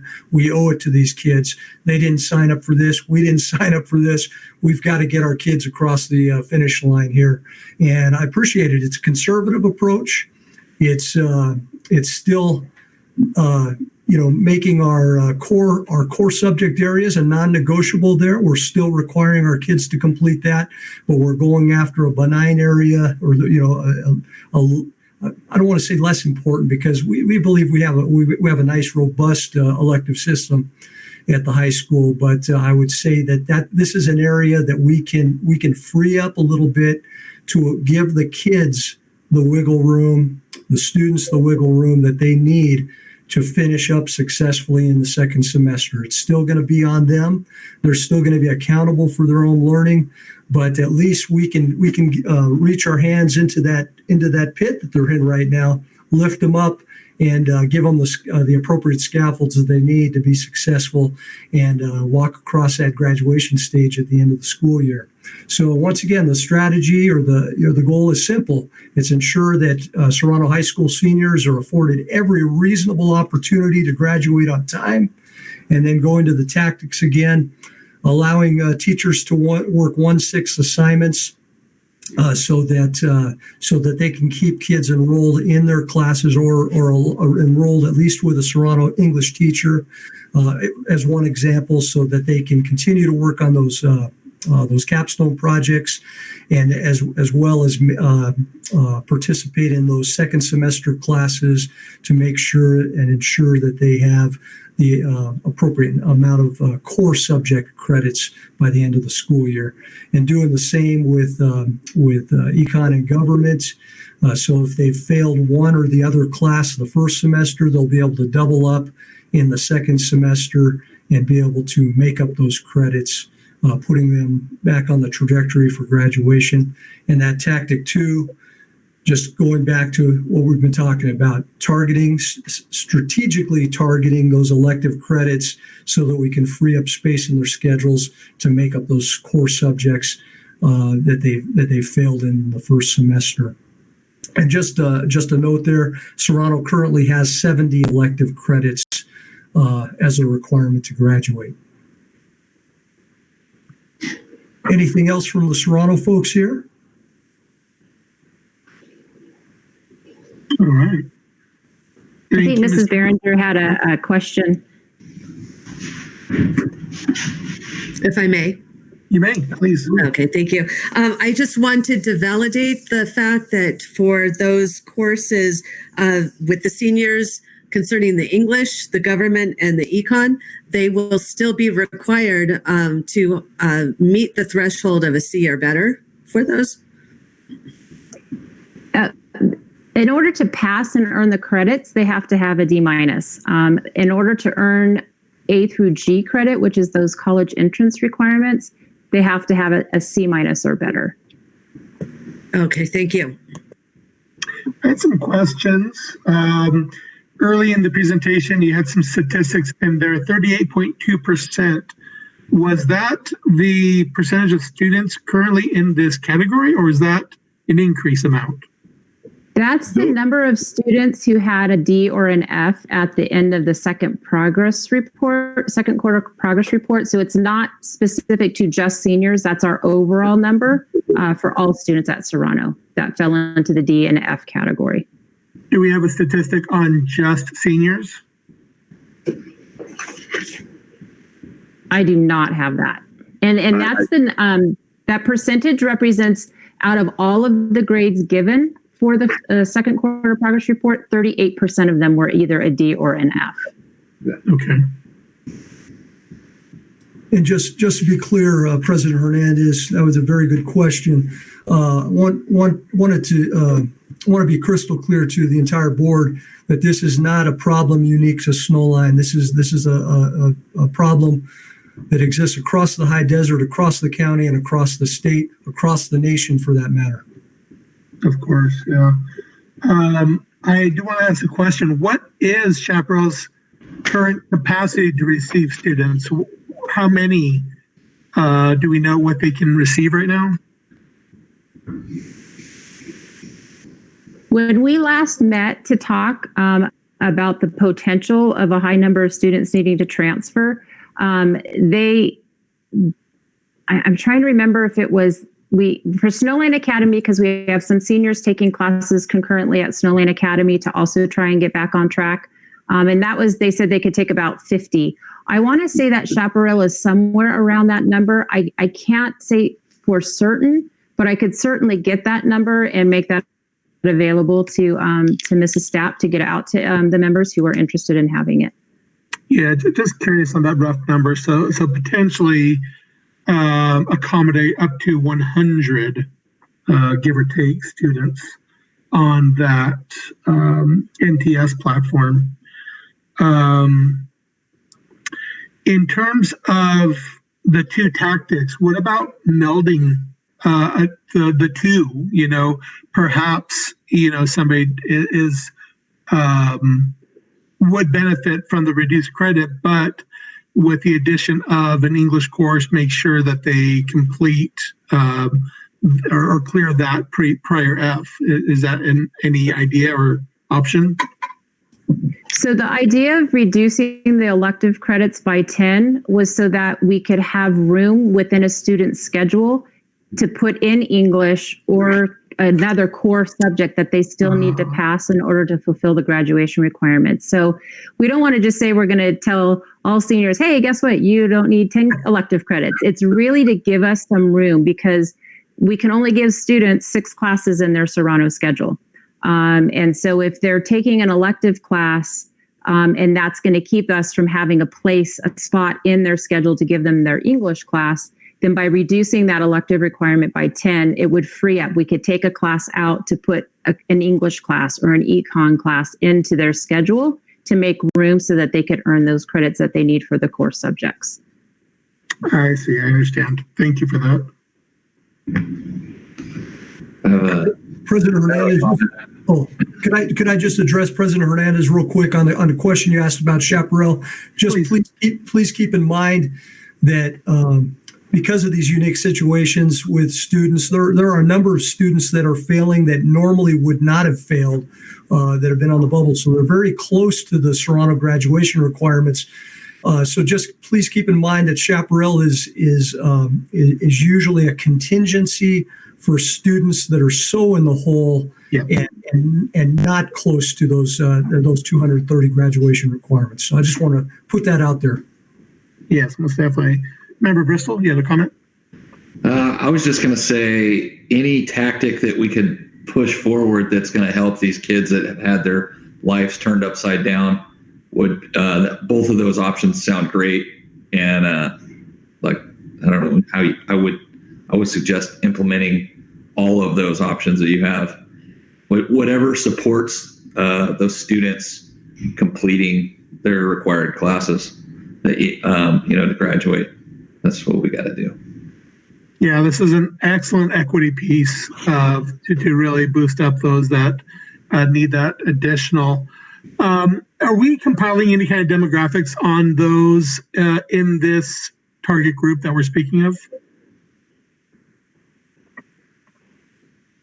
So right now we don't necessarily know which students we will have to implement this with, because we don't have final grades. When we met a few weeks ago with both the senior English teachers and then with the senior social science teachers, I asked the question if they had an idea how many of their students would ultimately end up failing the class. And they all said it was just too early at that point for them to predict, because they were all holding out hope that the students were going to get things turned around. They were going to do what they needed to do so that they could pass the class. So really, until we get final grades, which are due on the 22nd of the month, we won't know how many kids are really impacted by this. We just are trying to prepare, because based on what we've been seeing so far this semester, we're anticipating that it will be much worse than what it typically is. Thank you. I certainly hope that we can have a follow-up to this in January so that we can stay on top of this matter. Yeah, Dr. Holman. Oh, Dr. Holman first? I saw that hand raised. You're on mute. Well, yeah, actually, Member Bristol, go ahead there. Right. Oh. I just wanted to just a question about some of the strategies. We keep mentioning seniors. It would also affect the other students if we change the total units to 270. And for those students that are handling business, once they get into their senior year, they can still have all the elective choices they want in those different courses. But the students that are falling behind will have more options and more opportunities to catch up, correct? That's how it sounds. Yeah, it's actually what we were focusing on was solely seniors right now. And our rationale there, Member Bristol, is that other students do currently have the gift of time. And we have always offered summer school options and other approaches through Snowline Academy as far as using Edgenuity classes to make up credits. So we anticipated that if we made a credit adjustments across the system, 9th grade through 12th, that could cause some problems down the road as far as bringing that bar up later on. So once again, our rationale, gift of time for the underclassmen, seniors, our primary focus right now. Okay, yeah, you answered that question perfectly. I don't even think I asked it correctly, but that's what I meant. So the counselors from 9th grade to 12th grade are now not dealing with a lower credit amount, and they can move around. It's just going to be seniors only. Good. Perfect. Affirmative. Ryan, you had a comment? Yeah, thanks so very much. President Berenger, gosh, it didn't take me long to do that. President Hernandez, my apologies, as well as all the board members here. I need to take maybe a quick step back that I feel like all of you need to hear relative to the power and what's being discussed right now by yourselves and what was brought to all of you by this wonderful team and many others who couldn't join us here tonight. I'm going to go back to March. Almost 10 months ago, I challenged ourselves to be essentially human, and really how I think that's defined and made operationally is the concept of how do we give grace? How do we be compassionate? How do we provide empathy? How do we be kind? How do we provide support in these unprecedented times? This is an example of that. And I want to tie to that the high desert superintendents. We stay very collaborative, not only during these times, but throughout all my experience as a superintendent. In my last meeting on last Friday, all of the superintendents were very thankful to this group right here who came up with this idea and passed along to other high desert superintendents and their colleagues too, to be able to pursue, because it's an example of what I think I just said relative to that being essentially human. It's not lost on you as board members. We know you already, even the new ones, what you've been saying. This is a powerful step to take. And then one more statement that I do want to lead into, and I know, Alan, you're going to be talking about this a bit ago. And I say a bit ago, COVID-19 time seems to fly by and it seems to slow at the same time. But a number of months ago, we implemented temporary board policy. Board policy 6157 is temporary, and it was made to be temporary for all school districts in California for these types of measures. For the measure that you've been talking about, that when we target these seniors, we have the capacity to do so in a specific tactical way through board policy that is made to be temporary during these times. You've already approved 6157, but I think that's part of the solution as we move forward. Now, do you want to provide more details to that? I think it's a relevant piece to at least share, because there have been some great questions here around the concept of temporary versus permanent moving forward for all kids.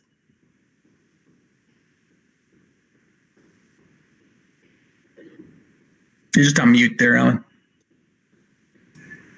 Once again, thanks for setting me up there, Ryan. For board policy 6157, as Ryan said, that is a temporary board policy that's kind of a stopgap during our COVID-19 season. And we have specific things in there that just address remote learning and in-person learning as it pertains to COVID-19. So this is a perfect place to put any kind of temporary change that's going to get us to the end of the school year. Right here, we've got just some proposed language, and we're looking for something that resembles this when we do officially bring some more board policy language to you. It is pretty small, so I'll just go ahead and read this very quickly. In the event school campuses are closed for an extended length of time as a result of state-declared emergencies such as the COVID-19 pandemic, the superintendent may authorize the modification of the board-adopted graduation requirements while maintaining minimum requirements set forth by the state of California in Education Code 5122.5.3 and the SJUSD core academic subject requirements outlined in Board Policy 6146 for the students who will not complete the graduation requirements due to the disruption created by the state of emergency. All modifications will be made on a case-by-case basis and authorized by the superintendent or designee once all reasonable methods of completing the board-adopted graduation requirements have been attempted and lead to the determination that the student will not meet the SJUSD graduation requirements in time to graduate by the end of the fourth year of high school. So Yeah, Alan, I so appreciate you bringing that up. And I've just finished by saying this, and credit to you. Remember, Bristol, when you're talking about anything that can be done, because the research is really clear, right? We know what transpires when kids don't have a diploma. And that, and I'll just say very quickly, everything, from joblessness rates to folks who have to go onto welfare to support themselves moving forward. The notion of health outcomes actually become poorer for those without diplomas, not to mention even worse outcomes like going to prison and even death all increase for those who don't have diplomas. So again, it's just a quick way for me to say a gigantic thanks to this team here and those who've been behind this effort. Proud to say in many ways, just in countless ways why I work for Snowline.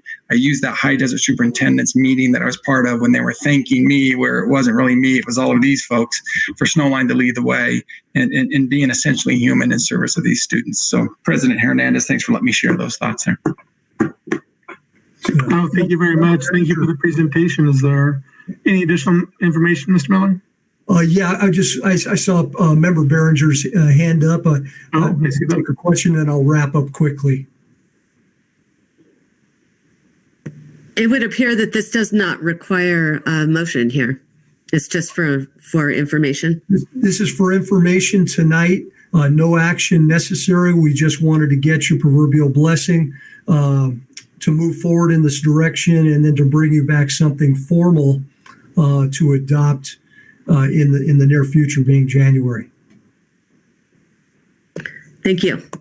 Okay, thank you. And then just to close up here, so the recommendations that we're bringing to you tonight, I'll just kind of go backward to go forward. Allow Serrano High School to use the aforementioned tactics to support seniors as needed. And then the second bullet being revise board policy 6157 for distance learning with language that resembles the following that I just reviewed for you. So we thank you for your time. And if we have your blessing, we'll keep moving in this direction. I believe that you would have our consensus to move in that direction. I get a thumbs up from everybody if you, very good. All right, thank you. Yes, please keep us posted. Look forward to hoping that our seniors are doing better than the projections, but we'll take a look at January and hope for the best. Thank you. Thank you so much. And thank you, Team Serrano. I appreciate everything that you've been doing. I know you've been working extremely hard in this area and losing some sleep to boot. So thank you. And I think we've got a plan now that we can move forward with and support our kids. So thanks. Thank you for your time and consideration. Thank you. Yeah, Let's have to go get some sleep there, Alan, right? Thank you very much for presenting. All right, that takes us to item K1 for the 2020-2021 budget overview. Mr. Chacon. And President Hernandez, if I can just jump in, wonderful Assistant Superintendent Robert Chacon doing double duty, give him time to get himself ready there. But I just want to say real quickly a gigantic thanks to Robert Chacon, Andrea Padilla, that entire business office's services for these next two items. These next two items, obviously very important that we always endeavor to cover. We'll go through those. I just want to say again, just how much we appreciate their efforts during these most difficult times. You're going to hear how difficult they are because of the uncertainties across many fronts. Once again, the budget falls into that category. Want to really set them up for the idea of this is hard work. It's work that's so appreciated. We're going to give you this large overview so that you as board members can really get an understanding at that large 35,000 foot level to be able to provide for the direction that's necessary in an undirectable climate, if you will. You've got the best person for it, and that's Robert Chacon. But just want to give you that introduction because even to the very last moment, they've got the most latest and greatest information, all the while knowing that this could change tomorrow to a certain degree, will change in the near future because it always changes, but those changes could be significant. We'll go through those. And so with that introduction, Robert Chacon, thanks for your efforts. And I just wanted to be able to prepare you because you are doing double duty here as always. So thanks, Robert. Thank you, Dr. Holman. And I am struggling today with some bandwidth issues. So Hey, Alan, it's going to be the BOP, so not this. I'm just going to run through the BOP with them, not the interim presentation yet. So I am running with some bandwidth issues. I can't see all you guys on the screen right now. So if you have a question, if you just do me a favor, just type a question mark in the chat so that I can pause and get to your guys' question. I feel a little bit like Ms. Behringer over there in the dark a little bit, and that's how I feel with my internet this afternoon because it is not cooperating. So I'm going to go through the BOP, and member Bristol had a really good suggestion on Friday, right? So I'm going to really try not to alphabet soup this thing. And hopefully if you have any questions or just please feel free to pop it in there. So let me pop that up here. Yeah, to the two new board members, this was the first document that I got when I came in, and I was like, what in the world, 150 some odd pages. And yeah, little bites at a time. You guys will be fine. For sure. So great segue, President Hernandez, because when you guys came in, you guys didn't have the luxury of seeing the BOP. So let me give you a little history. The BOP is the budget overview for parents. And this document is usually connected to our LCAP, our Learning Control and Accountability Plan. Okay, so LCAP, Learning Accountability and Control Plan, right? And our BOP is usually attached to that plan. So this year with COVID, they threw a wrench at us, right? So now in September, the board adopted another LCAP, a Learning Continuity and Accountability Plan, right? So we're calling that the Learning Continuity and Attendance Plan, right? We're not calling that the LCAP. So Learning Continuity Attendance Plan. And attached to that plan is this BOP, okay? So this budget overview is attached to the September's Learning Continuity Plan, okay? Kind of, because the upper half of the BOP is connected to September's document, but they had us put in information from 1920 LCAP. So it is extremely convoluted. It's extremely confusing. To me, it is... it's really hard to follow. So I'm going to just take a snippet out of it, to be quite honest with the group, because you're going to get most of this stuff. You'll get all of it, actually, when we go through the budget presentation. But I thought this would be a good start, just so we can see how our revenue comes into our district, right?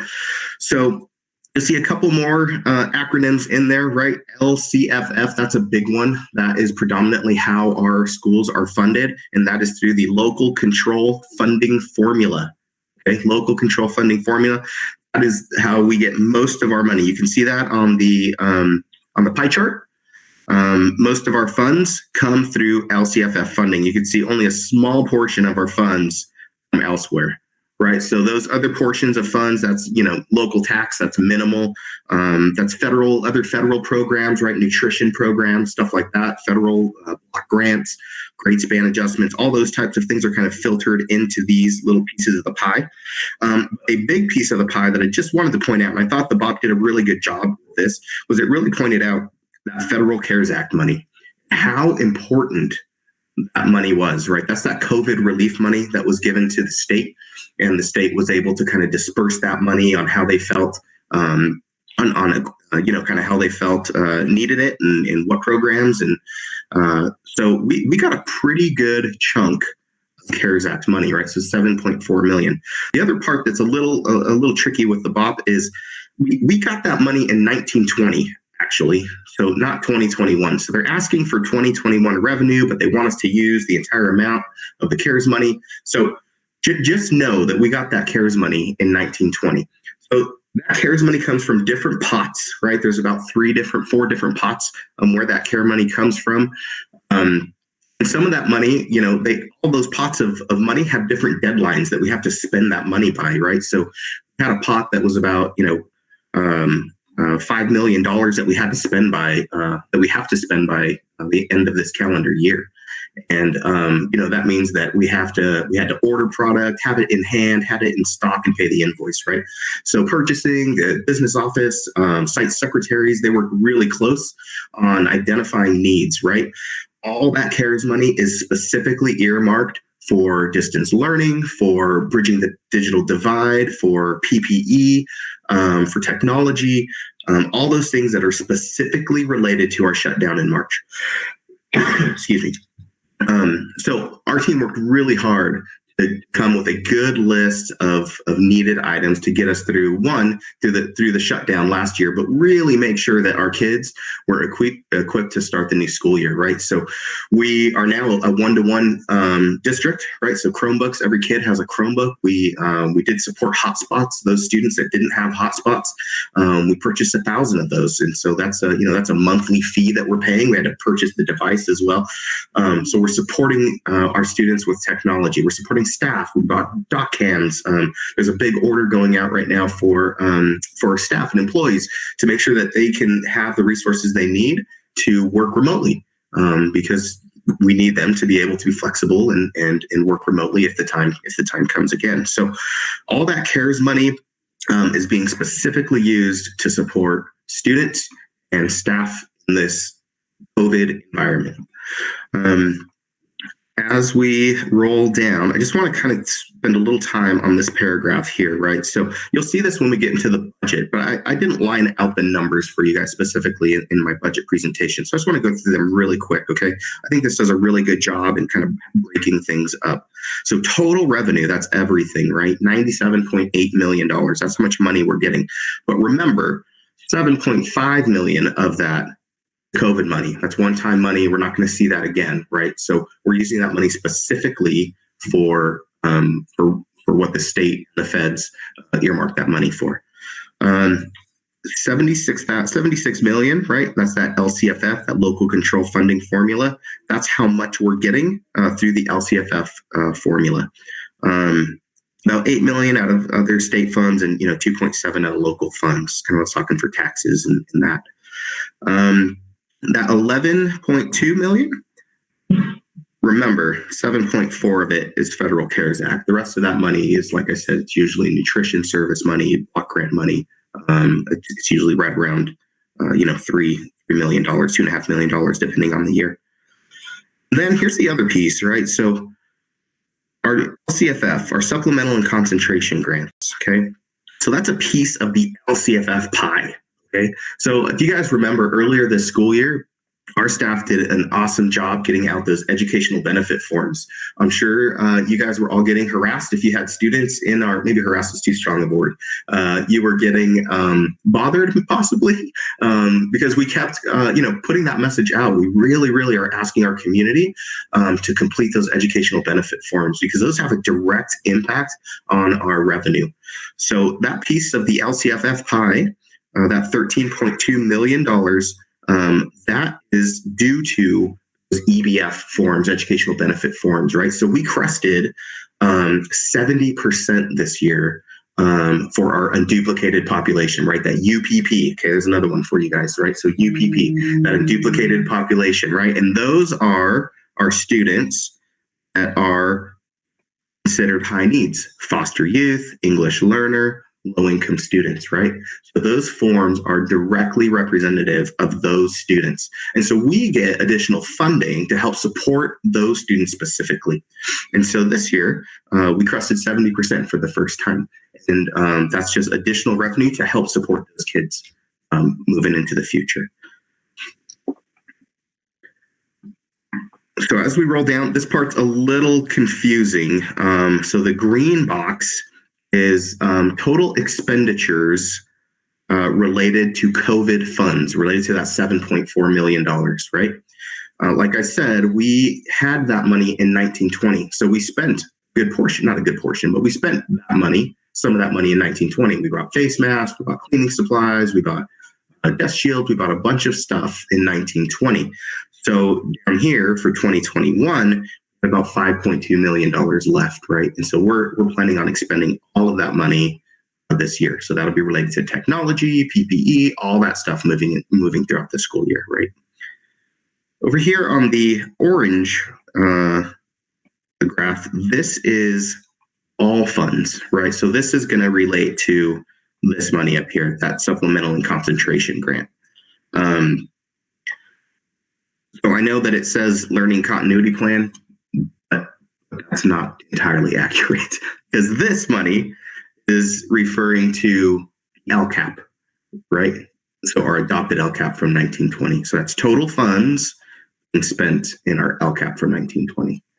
So I can, and just to kind of give you guys a little preview on what this looks like.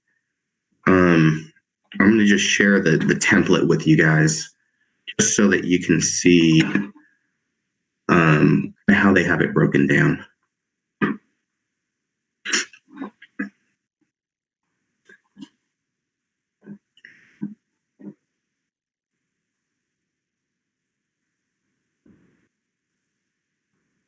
Okay, so when I'll wait for it to load.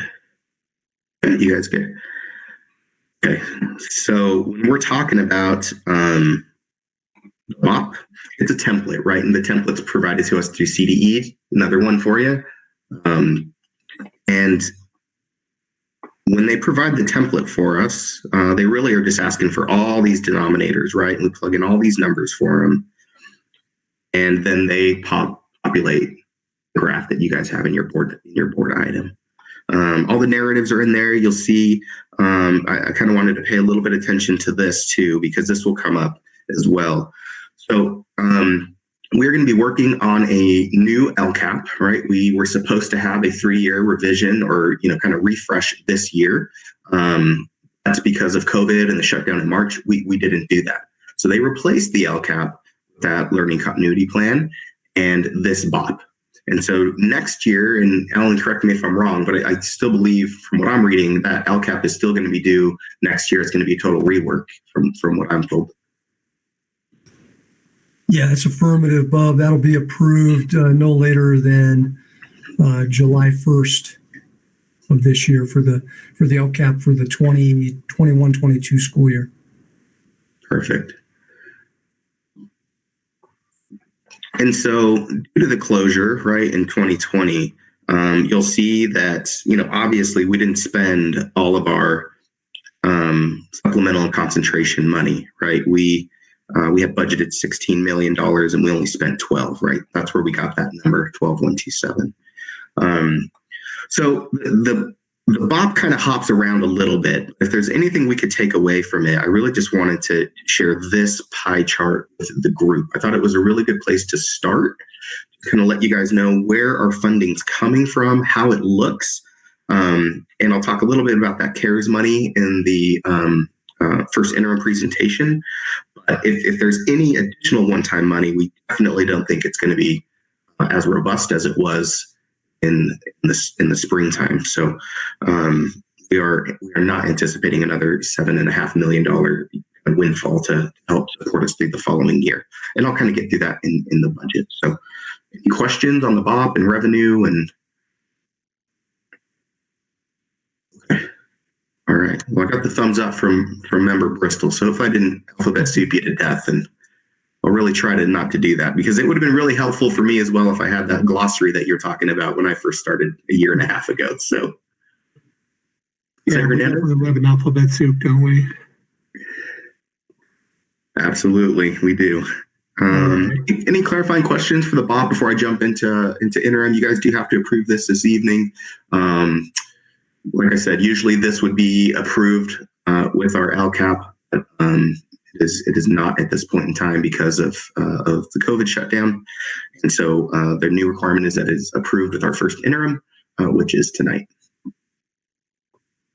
All right. Thank you for that. You're saying that the BOP needs to be approved? It does, yes. Oh, okay. Very good. Well, I thought it was great information, nice at a glance kind of stuff. So thank you for that. If I could entertain a motion to accept the BOP, the budget overview for parents as presented. I make a motion to accept the BOP. Thank you, Member Presto. Do I have a second? I'll second. Thank you, Member Behringer. If I can take a roll call vote, Member Behringer? Aye. Member Flores? Aye. Member Bristol? Aye. And I vote aye, and we'll pass that the BOP. And takes us to item K2 for first interim, Mr. Chacon. Thank you, President Hernandez. Mr. Miller, would you be so kind for me?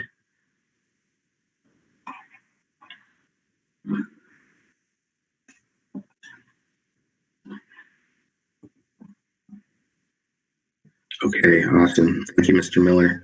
I'll try to turn my camera on and see if it works, or if I'm just going to be frozen here. We'll see.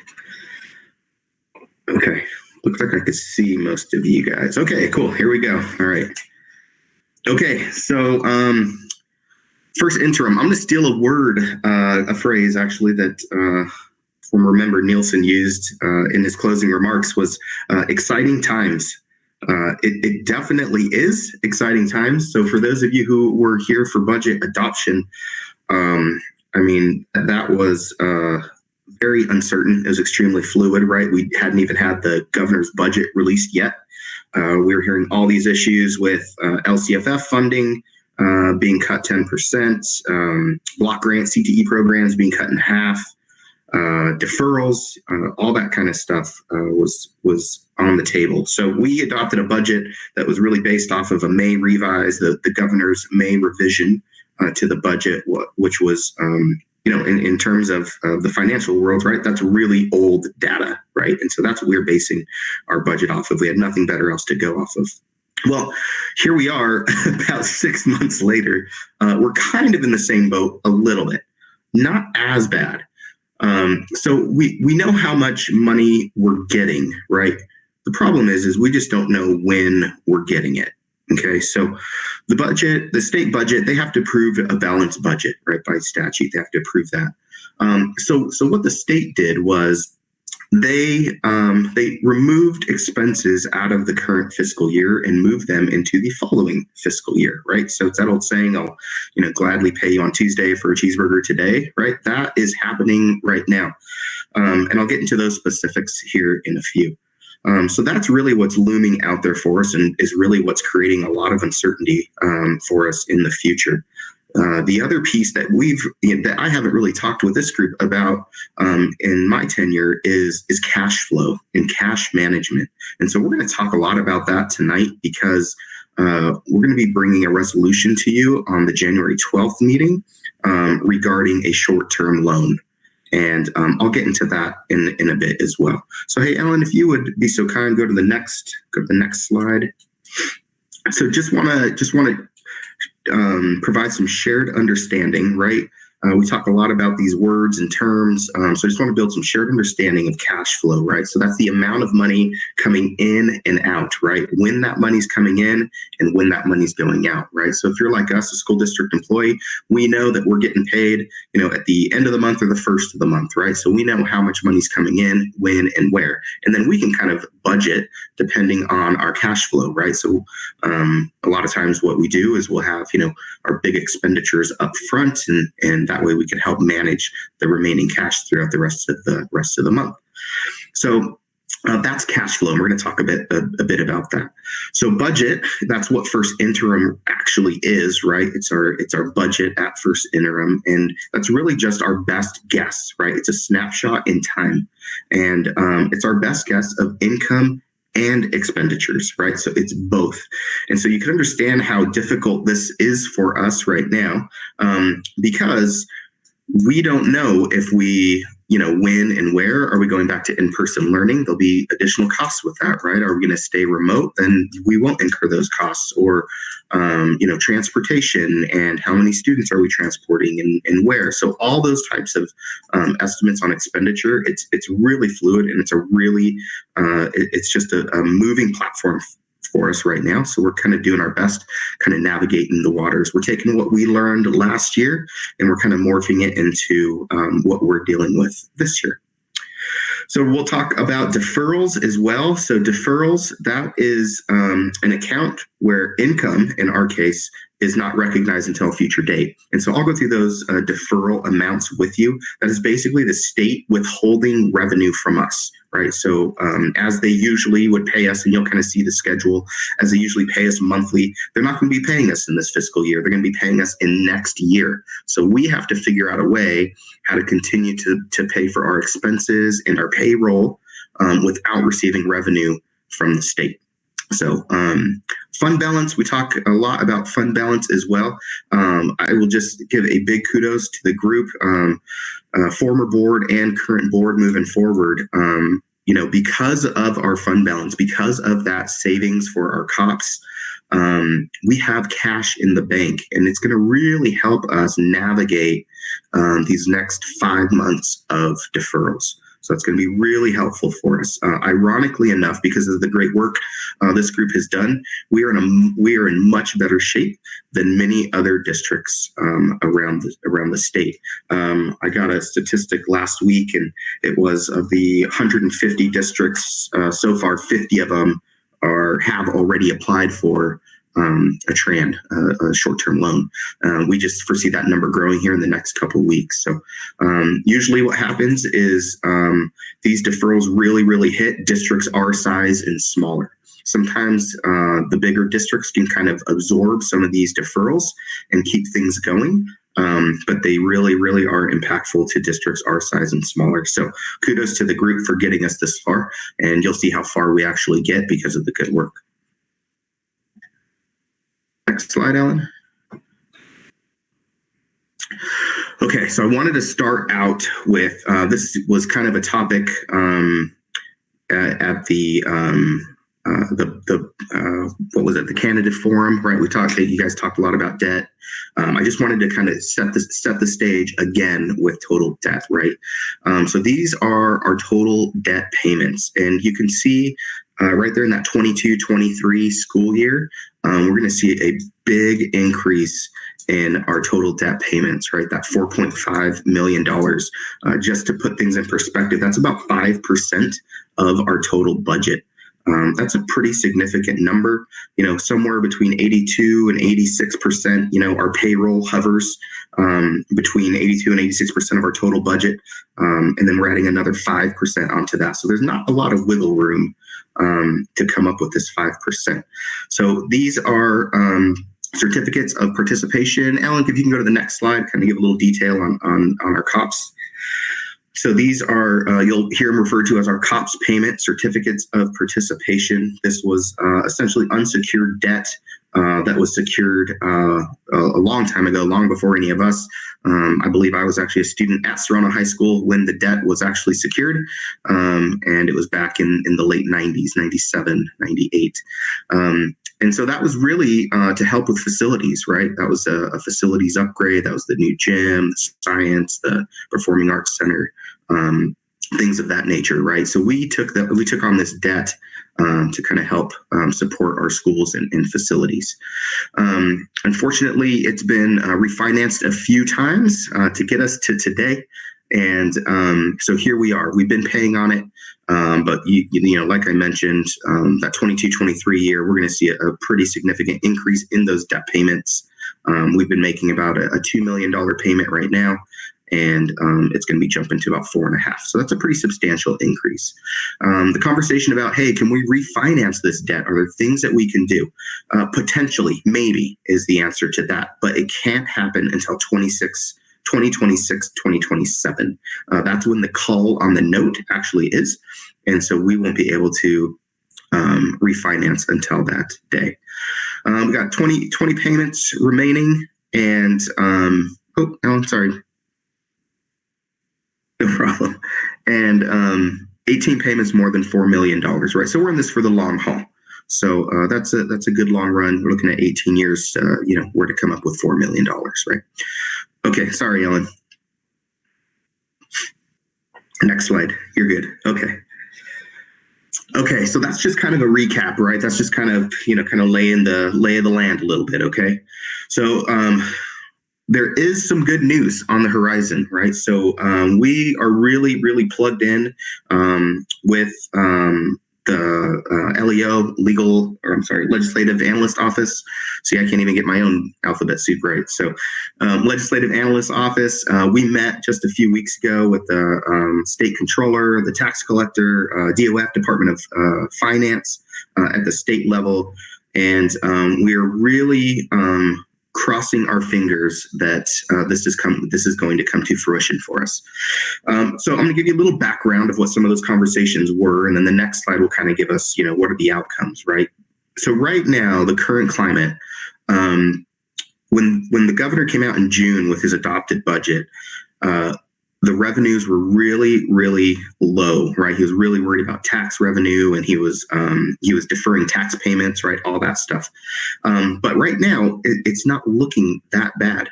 Personal income tax is looking really good. The high income earners in our state are doing very well. The stock market's still strong. Tech sector in good shape. Housing, I don't know if you guys follow the housing market at all. Holy smokes, it's doing amazing right now. So everything is performing a lot better than we were initially led to believe first off in May and then again in June, right? So what does that mean for us? So next slide.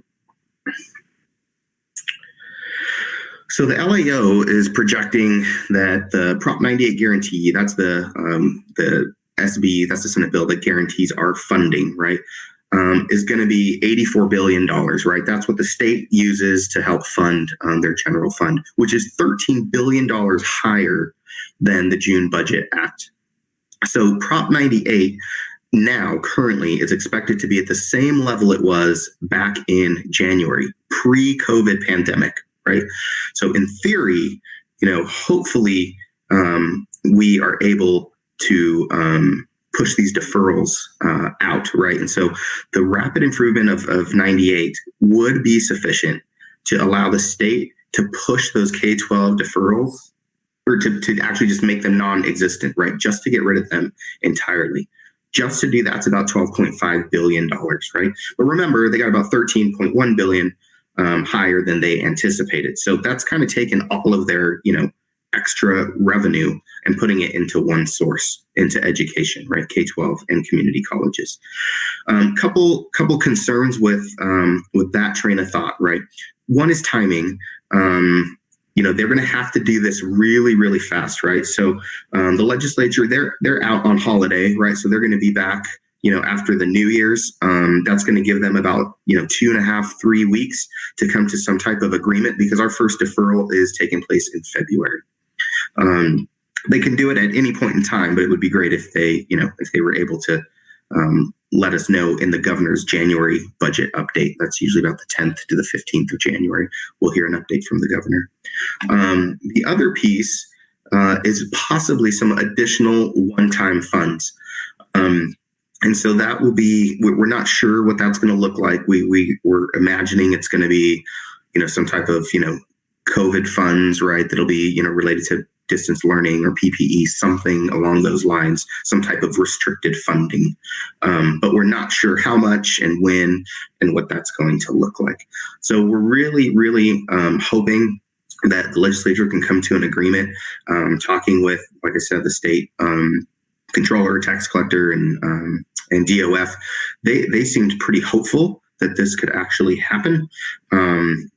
So, we're fingers crossed, because we'd love to get into a situation where we have a very solid budget, a manageable budget, dollars that we can lean on, and we could really come up with a good long range plan. If we were at adoption in June, that was a really difficult budget. Really difficult budget. We had to do things to qualify our third year out, right? We didn't have enough money to make it to that third year. We were in the red. And so with deferrals, it's a little better. We'll get paid eventually, but there are some things that we're going to have to do in the interim to make sure that we can continue to, make payroll and make expenses, right? Next slide, Alan.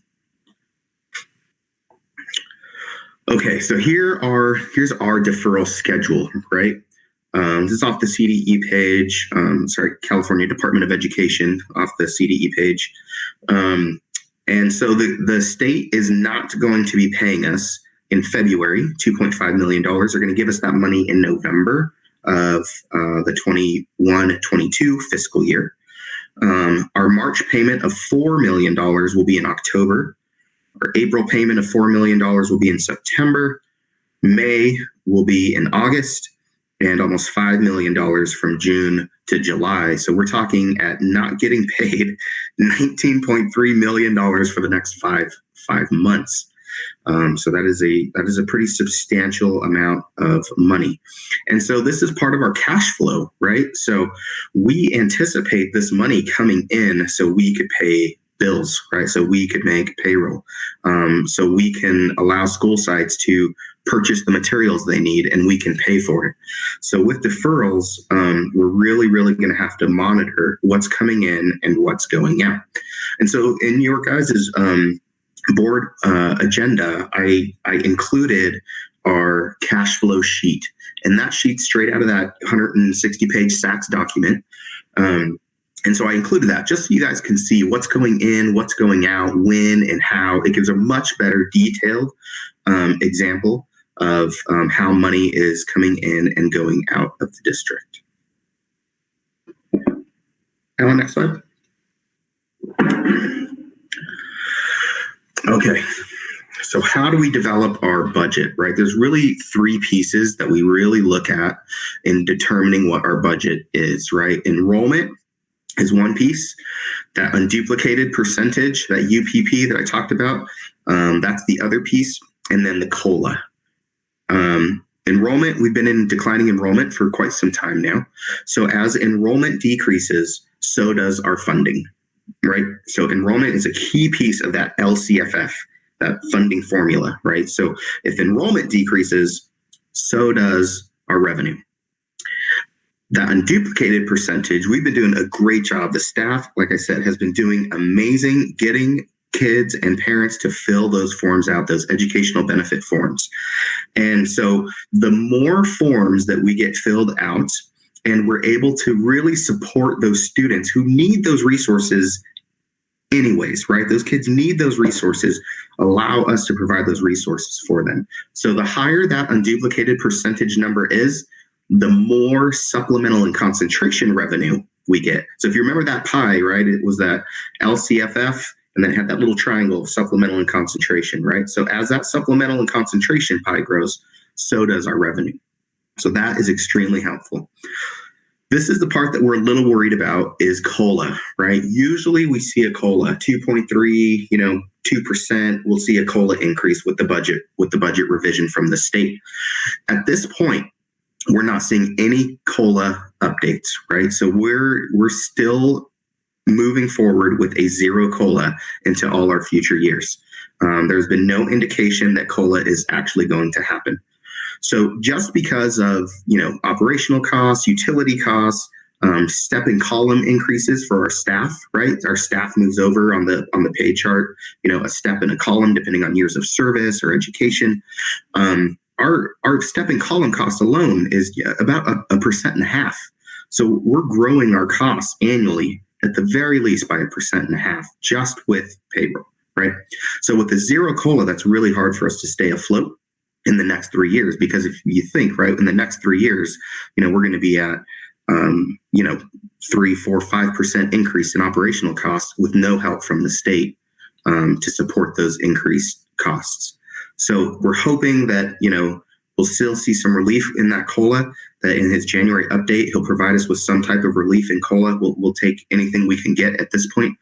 The one thing that the governor is doing for us is he froze the STRS and PERS. That's our retirement systems for our teachers and our classified folks. He froze the contribution rates for us. So those were supposed to grow substantially for us these next 3 years, which would have meant additional operational costs for us. But he froze those at their current level. So that's great news. That's definitely helpful for us. So we'll get more info on that in January as well. So hopefully he'll continue to do that. I read something last week where they were talking about maybe 22, 23, we should start anticipating an increase in STRS and PERS. So we have a couple years to work on this and get it worked out. Next slide, Ellen.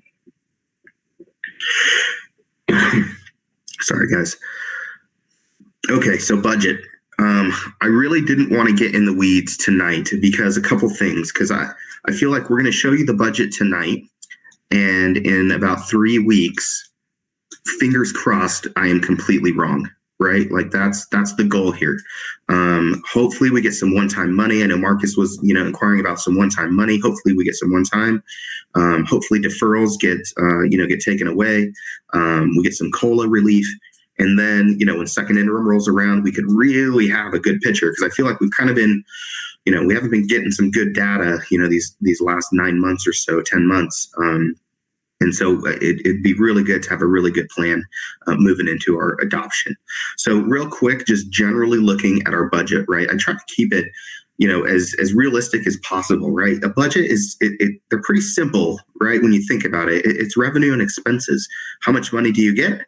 And how much money are you spending, right? So the 2021, you'll see that revenue is high, right? And that's because of that $7.4 million in COVID funds. So that's why that revenue looks so good, and that we are not deficit spending in the current year. But as we move down, right, and that COVID relief money is no longer there, it's not being provided, you can see that we're deficit spending, right? And in that 22-23, it's pretty substantial, because that's when we have that big debt payment coming along, right? And we don't have that COLA working for us, helping to support staff and our operational costs. So that's why 22-23 looks a little troublesome right now. 21-22, it's still in the same boat. We're still deficit spending, not quite as bad, but nonetheless still in a deficit as well. So at some point, and like I said, I'm hoping that, January we get some really good data, some really good numbers, because this is something we have to look at, something that we have to attack collectively as a group. And really, then we could really dive into the weeds of our budget, and really look at what's happening with deficit spending, why it's taking place, and how we can fix it. So that's kind of where we're at with our budget right now. Next slide, Ellen. Okay, cash flow. It's a scary slide a little bit, okay? So in the bank right now, it's about 39 million is what we have sitting in the bank. So that's going to float us through most of the way. So we're not thinking we're going to need to borrow money until June. And we're thinking we're going to be right around $4 million short of expenses and payroll in June. So, that deferrals are really hard to navigate. And, it's kind of it's a little bit of a culture change, because we're going to really have to manage what money is going out and what money is going in, right? So does that mean we could, we usually do, March, we shut down purchase ordering, and, we get an influx of purchases, that probably can't happen this year, because we won't have enough money to pay the bills, possibly pay those invoices. So we're going to be working with leadership on their budgets and their cash management. We're going to really help them through that process, because it's something entirely different. We've never had to do it. I've never done it here. Talked with Karen Winkler, predecessor, nor has she. We've always done a really good job managing cash. We take a look at it at interims, and it hasn't been an issue for us. But like COVID, it's creating new problems for all of us. And this is one of the new problems for us, is really managing that cash flow. So, we're anticipating we're going to be short in June, about $4 million. Ellen, you go to the next slide, please. And so what are we going to do to mitigate that? How are we going to come up with that $4 million deficit in June? And so, like I had mentioned, right, we're really going to be watching for that changing climate. That's first and foremost, hoping for some good news out of the state in the next few weeks. And then we'll be back to the drawing board, to be quite honest, right? Because maybe they defer half of them, or maybe they defer 3 of them, or who knows. So we'll be back to the drawing board as soon as we get the January update. The second part is the tax revenue anticipated note. That's called the TRAN. Okay, tax and revenue anticipated note. So it's essentially a short-term loan, right? So we are working with with a group. It's a pool, a joint pool. A lot of districts are jumping into the pool, and we are using the state's credit. We get a better rate, and we could do something that is different than not going with the state's credit. We can use a taxable tran. And essentially what that means is it's the cost isn't any less really than a non-taxable tran, but it gives us some flexibility, right? Because I only want to borrow the very minimum that we're going to need because it costs money, right? It's a loan. So we're going to do everything we can to mitigate how much money we're going to borrow. The deadline for us to make that determination, luckily, is the end of January. So on January 12th at that board meeting, in order for us to jump into a tran, it's basically debt, right? There has to be a board resolution. And so the state is putting together a resolution for us, and that will be going out to all of us who are participating in this program. And that will be included at the January 12th meeting. So I'll be able to go through in detail. To be honest, I haven't seen the resolution yet, but I'll be able to go through detail with you on the resolution and costs and all that kind of stuff. The other piece is I was surprised that because I don't want you guys to be surprised when you see it on the 12th. Everybody I talked to, all those I mentioned before, Annette Yee, she's a broker that we're working with, Carolyn Larson, who's with our auditing firm. They said, just apply for the full amount of deferrals, right? An NTE, a not to exceed amount, because honestly, we don't know what this looks like, but I don't have any anticipation to borrow anything remotely close to that. And before any type of borrowing occurs, it will be coming to you guys to approve and validate the amount that's being borrowed. So that not to exceed amount is our full deferral. That 19 million is our full deferral amount. But like I said, in our cash flow, and like that's included in your board item, we're thinking it's going to be somewhere around $4 to $5 million. And I'm hoping that through this next piece, right, managing our expenses these next 5 months, that we can even get that down below that. Now, here's the bad part is it's not a large amount. We're, technically we would be considered a small borrower, right? If we were only doing $4 or $5 million. But because we have that COPS debt looming out there at $58 million, we're considered a large borrower. So they're working on those costs for us right now. And we'll be able to figure out what this is going to look like in the next couple of weeks. But like I said, I feel like if we could really manage expenses these next 5 months and move away from borrowing at all, I think that's going to be the strategy. I would really love to figure out a way how not to borrow $4 million. I feel like we have $58 million worth of debt out there, and adding to it, I have some heartache with that, to be honest. So we're gonna work towards that. That's going to be our strategy. Borrow the least amount as possible, and we'll go from there.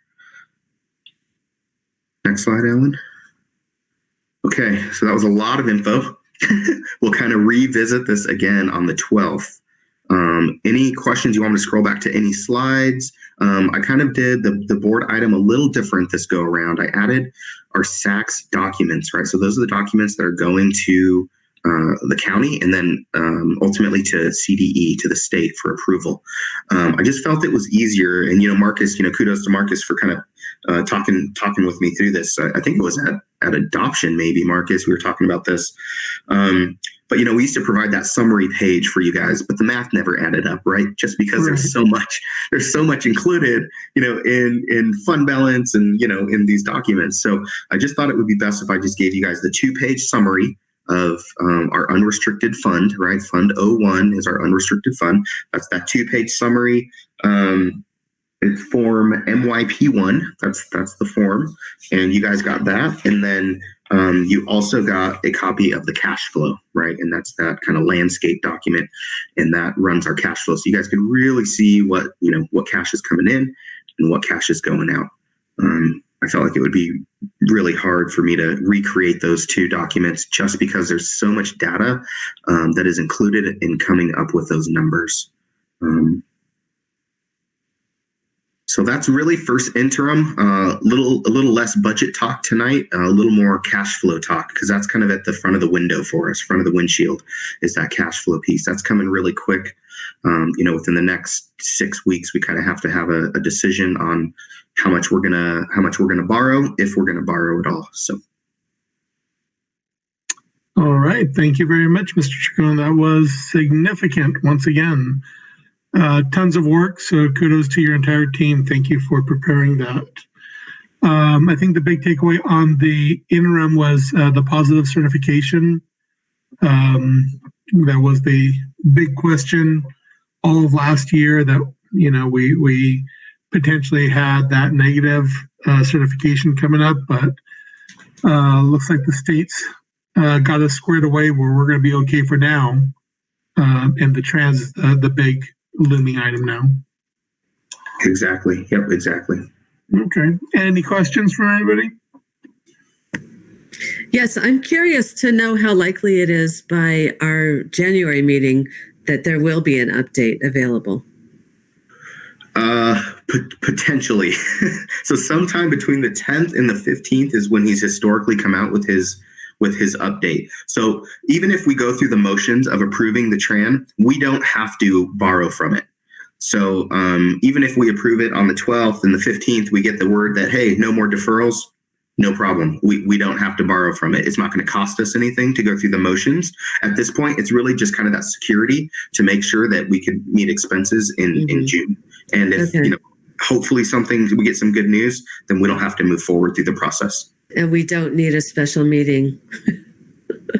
Great. Thank you. And Member Bristol, Member Flores, any questions? Or is that too much information right now and need some time to digest that? We don't have any idea of the projected cost of the $4 million yet. Like what percentage it's going to cost us?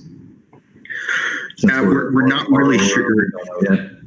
Yeah, we're not really sure on that yet. That will kind of come through as we're working on that resolution piece. And then it depends on how much we land on for, if we're going to do the not to exceed for the full amount.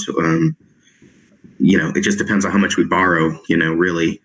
Interest rates right now, they're saying, I think the taxable one was up over 1%, I believe. But it just depends. It's like getting a home loan, right? One day it's 3%, the next day it's 3.5%. I mean, it's variable. So I'd feel uncomfortable giving you a number right now. Right. That's all. Okay. Any other questions?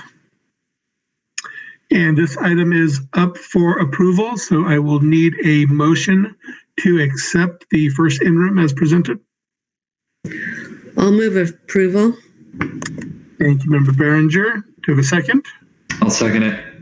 Thank you, Member Bristol. Can I take a roll call vote? Member Behringer? Aye. Member Bristol? Aye. Member Flores? Aye. And I vote aye, so we pass that unanimously. So thank you again, Robert, and please extend our appreciation to your team for that hard work there. Yeah, thank you guys. Yeah, appreciate it. Good job to the team. They worked real hard on it. Thank you. Yeah. Okay, that takes us to item L1, information from Dr. Holman on the at-home and in-person learning for, well, I'll let you take it away, Dr. Holman. Yeah, thank you, President Hernandez, and to really all of you board members or administrative team and all those who are watching. We thank you for still being with us if you are here. This has been a long and robust meeting for many reasons and all the right reasons. I will tell you, this is the last item in terms of a presentation here tonight. Ensure that our new board members understand that since, this is our 10th month being in the COVID-19 environment, if you will. And for each of those months, we've in the board meetings, we've always tried to provide an update on the learning design, as it says here, to ensure that all of you know what has been happening and provide the opportunity for all of you to give us direction as we move forward based on the recommendations that we would share with you.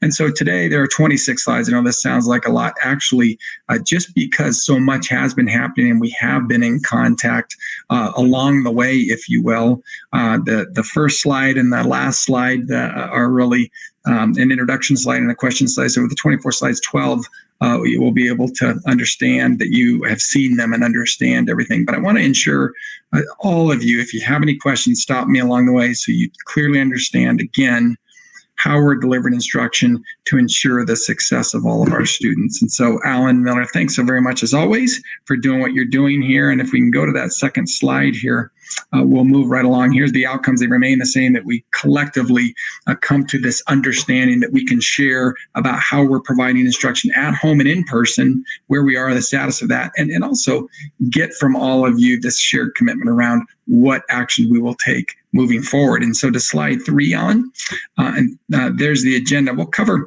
again, slides that you've seen before, that public health guidance, as it says, what we're doing right at this moment. Where are we with COVID-19 in Snowline as well as the county? And then talk about the in-person learning efforts and then recommended next steps. That's what we'll cover right now in these 26 slides, and go to 4 right here. Just that reminder. Thank you as board members for continuing to really follow the public health guidance that we really feel is so critical at the federal, state, and local levels. Those public health departments, they have been providing the guidance and we've been following it, and we thank you for that commitment. And just as to further drill home on slide 5, that science that guides us, as well as the public health recommendations and guidance documents. You want to be the smartest, not necessarily the fastest, and be humble and change is needed. And in both cases, that has occurred. We continue to see those mantras also be in place because it's really serving our district, we feel, best, this entire learning community, in fact. And so, Alan, on slide 6, what you'll see here is just these reminders. We had 2 designs from the get-go, right? The at-home and the in-person. That's just the concept that we have right now in a COVID-19 environment. And we're very fortunate to have 2 options, remote school and homeschool, through Snowline Academy. And you'll see these next 2 slides down as we go to 7. The first one being our Snowline Academy. This slide hasn't changed. It gives the details behind what we're able to provide and have been providing even in a non-COVID-19 environment. So appreciative that you as a board have supported this design, as well as this next one in 8. And that's that local school connection for the kids in an at-home design, right? That's guided by the teachers, as all of you know. And we've been engaged in this for months now because of reasons that I'll be talking about. And so on slide 9 here, with those 2 designs in place, let's just remind you there are 3 metrics at the California level that counties are held accountable for that dictate where we are in terms of what we can do. And this brings me back just real quickly to the many comments that we got tonight. I think we'll have all of the I guess maybe I'll call them the machinations or the mechanics of how we operate talked about. And this is one of those first slides here. Again, what's governing our actions in this case are these 3 metrics: new cases on a daily basis adjusted per 100,000, the positivity rate, just all the people who test, what percentage are positive. And then there's the healthy places index, HPI often referred to, in those areas that are identified as having more health concerns. We're held accountable to that metric. That's a more recent addition over the last few months that California added in that monitoring mechanism. And so when we go to slide 10, let's just remind ourselves of that color-coded system. There are 4 colors that each county is held accountable to. Purple being the worst situation in terms of community spread of COVID-19. It's called widespread, all the way down to yellow. And then you see the gradations. Right off the bat, you all know, I think, that we are in purple tier. In fact, just about all counties in the state of California are in that purple tier. San Bernardino County's been in it for a long period of time. But I wanted to just share with you, you see the 3 columns, right? To get out of purple, we've got to be below a case rate of 7 positive cases of COVID-19 per day per 100,000 residents, as well as an 8% rate in both the HPI, Healthy Places Index, as well as the positivity rate. So those are just the numbers to keep in mind as we go to the next slide there, Alan. What you're going to see are some new slide data that I just want to make sure that you're all understanding of, because most recently what was enacted was regional stay-home order by Governor Newsom. And in that mechanism, a new design was put forth by Governor Newsom, and going away from the counties and putting ourselves into 5 large regions, right? And Southern California being the largest region is where San Bernardino County exists. And so in dividing that up, we were placed as an entirety of Southern California at the stay home order because of the availability of ICU beds in all of the region of Southern California. And so that would mean when Southern California ICU beds dropped below 15%, we were placed as an entire region in that stay-at-home order. Now, let's be very clear. Education remains, to this day, still a critical sector. That was mentioned in some of those comments today. And so as a result of us being in that critical sector, we're still required and should be providing, and we are providing those educational opportunities for kids during the stay-at-home regional order that was put in place not too long ago. And Alan, when you go to that next slide, just see real quickly, just give you an update. It's hard to read, fairly small right there. What I can tell you is 1.7 ICU beds are still available in all of Southern California. That starts to speak to the challenges that we're seeing in our nearby region of San Bernardino County, as well as all of Southern California. That's what's in that box right there. So when we go to the next one, Alan, and we move forward with some of the COVID-19 dashboard. This is all available. Every parent letter that and staff email that I send on a regular basis has this link, and people can keep tabs as it relates to where we are regarding our 3 metrics. And in this case, that first metric, the case count for those boundaries that are in purple, that's the Snowline Giant Unified School District's boundaries, all 200 plus square miles.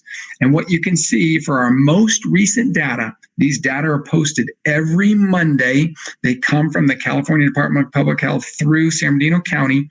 And you can see we work in about a 10-day arrears situation, right? The most recent week was posted yesterday, and you can see the final date out there is December 5th. But the more important data I will bring attention to is you can see our daily case rate. Again, to be in purple, anything 7 above, we're in purple. You can see that number is 92.9. That's as high as it's ever been. The previous week was as high as it has ever been over these last 10 months we've been operating in COVID-19, and that was at 61.1. And you can see the numbers over that most recent week. 286 cases added to our count in Snowline's boundaries, and 34 of which are kids, youths there. That's a regular measurement. So again, wanted to show you that that status of our data. But as you go to the next page, Alan, you're going to see some other pages that are very similar. Just you need to understand, I believe, where our community data are. You can see on the left-hand side what's highlighted as Oak Hills. Now, I will tell you, all of Oak Hills is not in our boundary of Snowline. We have we have portions, I should say, of Oak Hills. What the county chooses to monitor in this case is all of Oak Hills. So I'm just showing you this data. You can see the positivity rate of 24.5 in those Oak Hill boundaries, and the case count of 155. And Alan, we'll move through these relatively quickly. The next one you'll see up on the screen here is another community within our 200 square miles, Alan, as we go to the next page. And that next page is Phelan. You can see their case count of about 120, and that positivity rate. You see Pinnon Hills next at about a 70 case count and 23.4 positivity rate. And then, Alan, I think our next one should be Victorville on the right. What all of Victorville, be real careful, we'll stop just for a second here. Vista Verde is in the city limits of Victorville. These are the boundaries of all of Victorville here. 171 case count, a 25.6 positivity rate, 1 in 4 is this kind of common theme here. We go to Wrightwood, I think, is next, Alan, on the next slide, and you'll see the case count still again, at 82.8. 7 is that number to get out of the purple tier, that positivity rate, about 1 in 5. And then the last one I'll just spend a moment on is Baldy Mesa. I want to thank personally, right now and publicly, the director of San Bernardino County Department of Public Health, Corin Porta. We had asked him for some differentiation, that Phelan is a large area, but those areas aren't all made up the same, if you will. And so you can see a very low count because these are just kind of hot off the press. Well, I say these, but this design, meaning having Baldy Mesa as an area. When I met with Corin Porter on Friday, I was really glad to see that his tech team is trying to work out ways to identify the Baldy Mesa area that's attached directly to that elementary school. So thanks to him, you can see the data aren't quite linked yet, but I just wanted to share with you my appreciation for their good work at that Department of Public Health level to listen to us and say that while Phelan is a large area and we have many square miles, we have small pockets, and Baldy Mesa was one that we're linking now to the Baldy Mesa Elementary School area. So look for those data to be updated soon. But again, a big thanks to Corin Porter and his team. So Alan, those are the community data within Snowline, but let's take a larger view again, because people might say, well, Ryan, why are we looking at San Bernardino County? The largest county in all of our nation by square miles. Remember that when we think about that purple tier, middle school and high school kids cannot come back to any hybrid in-person design unless San Bernardino County, not Snowline, this is not a decision we can make, but these are the rules of the COVID-19 environment until San Bernardino County gets out of the purple tier in all 3 areas for 2 straight weeks. And then after those 2 straight weeks, then they have to maintain that red status for 2 more weeks before that in-person design could start. And so I just gave some trend data from September 5th all the way down to December 5th. You probably, recognize some of it because I have just carried over many of these numbers, but just look at those highlighted ones. You can see that increase coming, from 24 to 34 to 60. And I want to be careful here. You might say, well, Ryan, I thought I saw some larger numbers. So these are adjusted numbers. And I will just say that there is a metric that's monitored by California Department of Public Health that is the number of tests per county. And one of the ways that California was motivating counties to up their testing count was by adjusting the case rate by a factor of 1/2, cutting it in half if in fact a county's testing exceeded the median level. And so look at those items that aren't highlighted. In those days before November 20th, San Bernardino County was below the median in testing rate. There's been a big push in San Bernardino County, and in fact, it's gotten above the testing median. And so as a result, that 34 truly was a case rate of about 68, 69. And that December 5th, that case rate was about 120 throughout the county.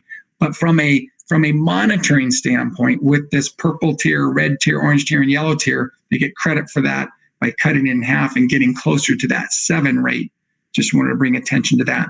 And then you can see there's no special metric on the positivity rates that you can see in that purple zone. So there's San Bernardino County data. And now as we go to slide 21, we'll see Snowline data. You saw it in one form. I'll just give you back into that kind of a different form that might be a little easier to follow. Over time, on October 7th, we were actually in that orange tier for case count. But again, keep in mind that it's the county data, right, that really speaks to whether or not we can get out of a purple tier. But I just use those same color codings to give you some perspective. And then from October 17th down to December 5th, you can see the daily case rate increasing almost each time that I've got it up there, with a particular jump more recently that's aligned to, like, probably all of you would guess, if not know, if not what we hear from the science, aligned to when we have holidays, unfortunately, across not just our district, in our county, our state, but throughout the nation, we have increases in infection rates. You see the daily, weekly cases increasing along with those youth cases for the most part too. So those are the data that are impacting Snowline. And let's just talk about our different designs and cohorts here. it wasn't lost on any of you that we made a decision to pause. You see that last bullet down there because we had some programs back, our kids with the greatest needs, special education and EL students with other hopes and planning for students who have other significant needs that need to come back in those small, stable cohorts. We put those on pause because of those data that you saw beforehand. And we messaged out to our community until at least January 19th. We'll talk about that at the very end, but made that January 19th decision, if you're wondering, based upon the science again, and that science that we're expecting more increases for these upcoming holidays, right? We've got Christmas, Hanukkah, Kwanzaa, as well as and New Year's, right? An expectation of increases. In my consultation with the director of public health, seeing that about that mid-January, we can start to see a decrease is what our hope is. We're hopeful. We're going to continue to monitor, but just understand that's where we have been with those cohorts. And cohorts, again, as a reminder, can all occur. It was referenced in some of those community comments. Cohorts can occur at all levels. That's in-person learning for those very small groups of 16 kids and adults. It sums up to that number, those kids with those acute needs based on very stringent guidelines. That's the one in-person design that can occur at all levels. Whereas a hybrid design can only occur at the elementary school level with a waiver. Waivers aren't available at the middle and high school level. Information you probably all know, but just wanted to ensure that we're all on that same page. And now from 22 to 23 on the slides, school-based sports, the real meta message here is youth sports guidance was finally updated.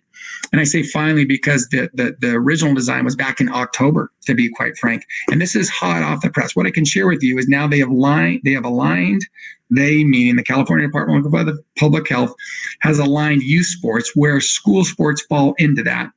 Have aligned their efforts into a color-coded system. And what I can tell you is every sport that would be played in effect, everything from, the ones that we're used to at the school level to I saw badminton and cornhole, and everything is listed there. It seems like that I've ever played is put into one of the tiers from purple to red to orange and to yellow.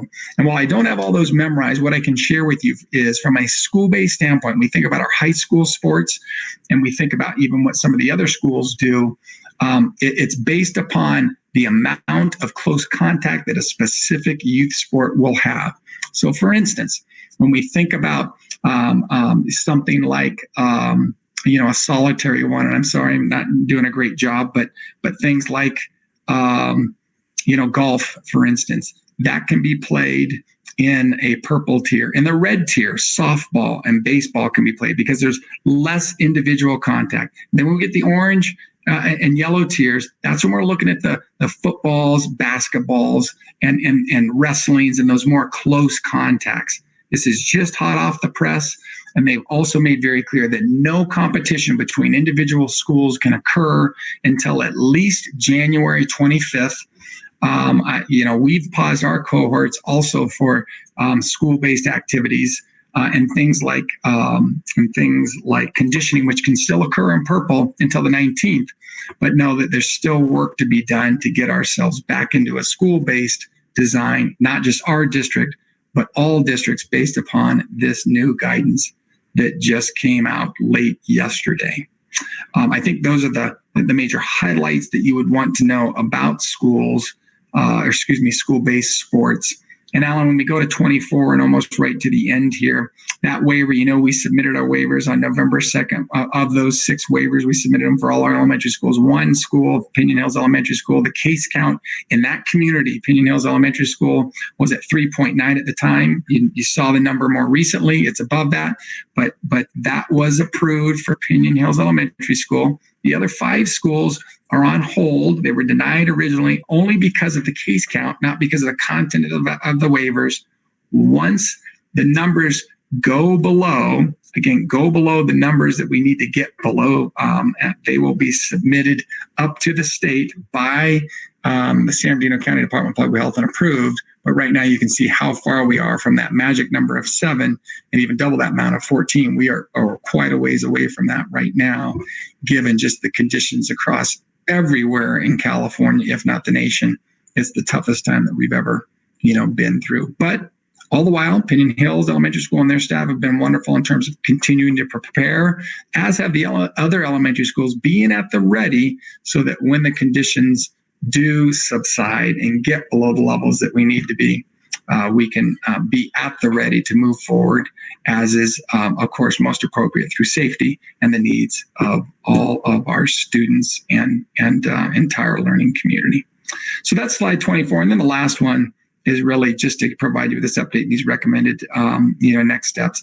We continue to monitor the elementary school waiver and cohort dates. So the 19th, I mentioned to you about that 19th that was chosen based upon what my conversations with public health experts saying we should start to see not only hopefully a peak, but starting to decline based on the best case scenarios, to be quite frank. I want to be really clear with that. Also, the idea that if our last major holiday of a string of holidays is on January 1st, there's almost a 2.5 to almost 3 week window there when we talk about a virus moving through the system and quarantine and all those things. We see that as a best case scenario. We hope that can occur, but our commitment is, as always, is to continue to monitor and keep you updated, really moment by moment, knowing that the data change on a regular basis, and we feel like we've got great access to the right information to make those decisions really within the rules that we have to operate in. That second one is a middle school, high school message that we sent home just to make sure everyone understands, and hopefully understood with that math, with that second semester getting ready to start in less than 4 weeks from now, right? Even in that 3 week range. Just the math, there is no way that a middle school and high school can start with in-person learning in a hybrid design because the metrics just don't allow for it right now. The purple tier that we're in deep purple right now. And so just had to message to the community, we owed that to them. We really felt like to say that we're going to start with at-home learning to start semester 2. And that's the case, of course, with elementary school as well, but that really driving that home for that middle school and high school level. And then want to share with you the notion of vaccinations. As challenging it has been, we're really looking to be to submit to be one who will administer vaccinations if we can so choose that to do that. We like that idea. We feel like that's really important. I will give you some updates in that regard. I can tell you one of my colleagues, Dr. Ron Williams, sits on the California Vaccine Advisory Commission, and the news coming out from him being part of that warp speed effort at the California level is that we have a possibility where we can be moving forward faster than what we even hear in the national and local news here. He's experiencing it. I'm so grateful that he's representing, not just the high desert, but California as the ACSA, the Association of California School Administrators is what that acronym stands for, president. He's represented us very well and hopeful that vaccination process, maybe we can move faster than we're even hearing right now. Even he said it might be possible that by late January, and it's at its best scenario, no promises made by him, but at his best scenario, he feels like maybe we could get to our phase 2 of the vaccination process, and that would mean the educators getting those vaccinations. Nothing's in stone, just exciting to talk about vaccination. And then you see that last bullet that's so important to us. We feel like this is the name of the game here, that we're just reacting accordingly to changes. These changes are occurring at a rapid pace. We took ourselves off the cohorts, as I alluded to earlier, because of the significant community spread, because of our consultations with the experts.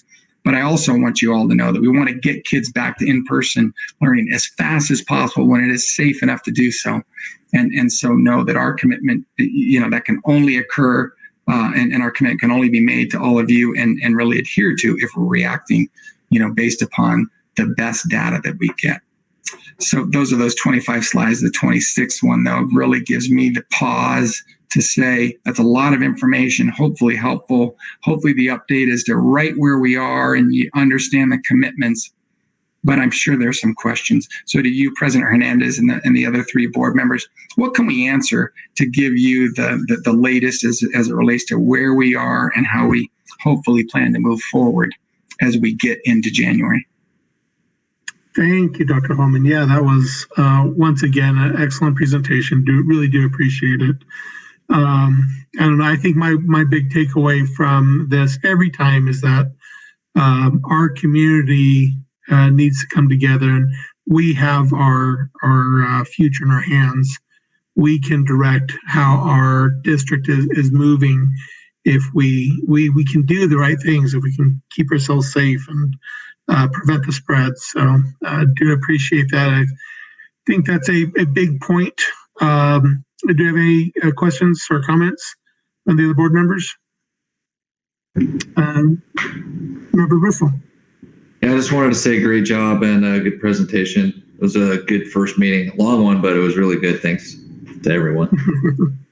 I feel like, if I may indulge myself here, Member Bristol, it's the fire hose effect, right? It has been a fire hose of information. So kudos to all of you guys for hanging in there for sure. Thank you.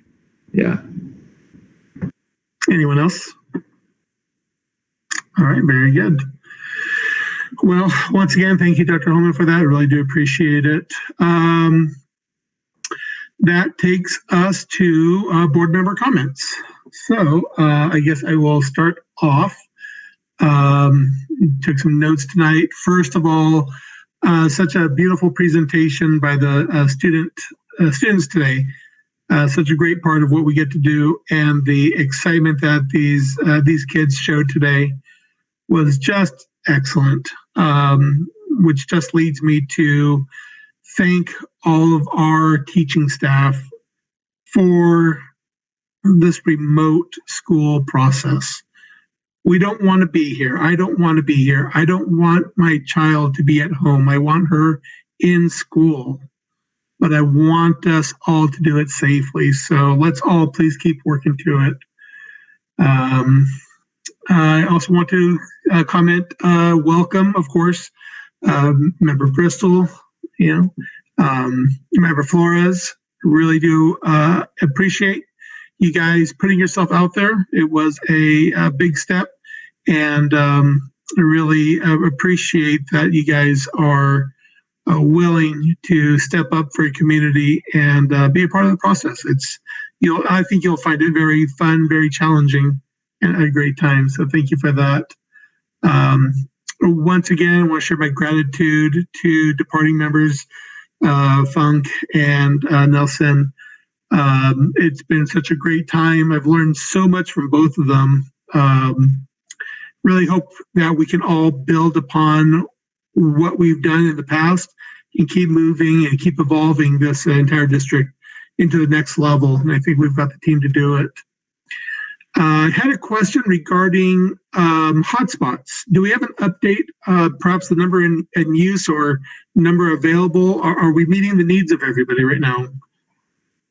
That's such a great question. Yeah, the real technical answer is a lot. We have a lot in use, right, for sure. But Robert Chaccone's probably got a better take than me. But I know we had 1,000 hotspots, and just credit to the entire team. I just have to say before I turn over to Robert and that team is large. It extends all the way out to teachers and staff members at sites to ensure that the kids who need these are getting these. And so I think they've done a great job. Robert, you want to add to that and the details on the numbers? I'd love to add to that, Ryan. I'm just going to simply turn it over to Rick Hernandez, who is in this Google Meet right now, doing the live stream in the background, and see if Rick, you pop in there real quick. On the spot, Rick. Sorry. Maybe not. Tied in. Okay. Never mind. So we have less than 50 according to our spreadsheet are available right now. So we still have a few sitting out there. So we've, anybody who's applied, we've been able to help them, take care of them, and we've got a few still sitting on the shelves. So hopefully we have a big influx of new enrollees in second interim, and we could pass those 50 out to needed new students. Okay. I know we had a differentiation between the Verizon, the T-Mobile, I think it was, based on areas. Are either of them lacking or short, or are we good on both areas, I suppose? Yeah, they've been really good. It just goes back to that communication piece, I feel like we've done a pretty good job in identifying the areas that needed Verizon or T-Mobile. We have a huge, not quite a GIS map, but kind of a GIS map identifying those areas.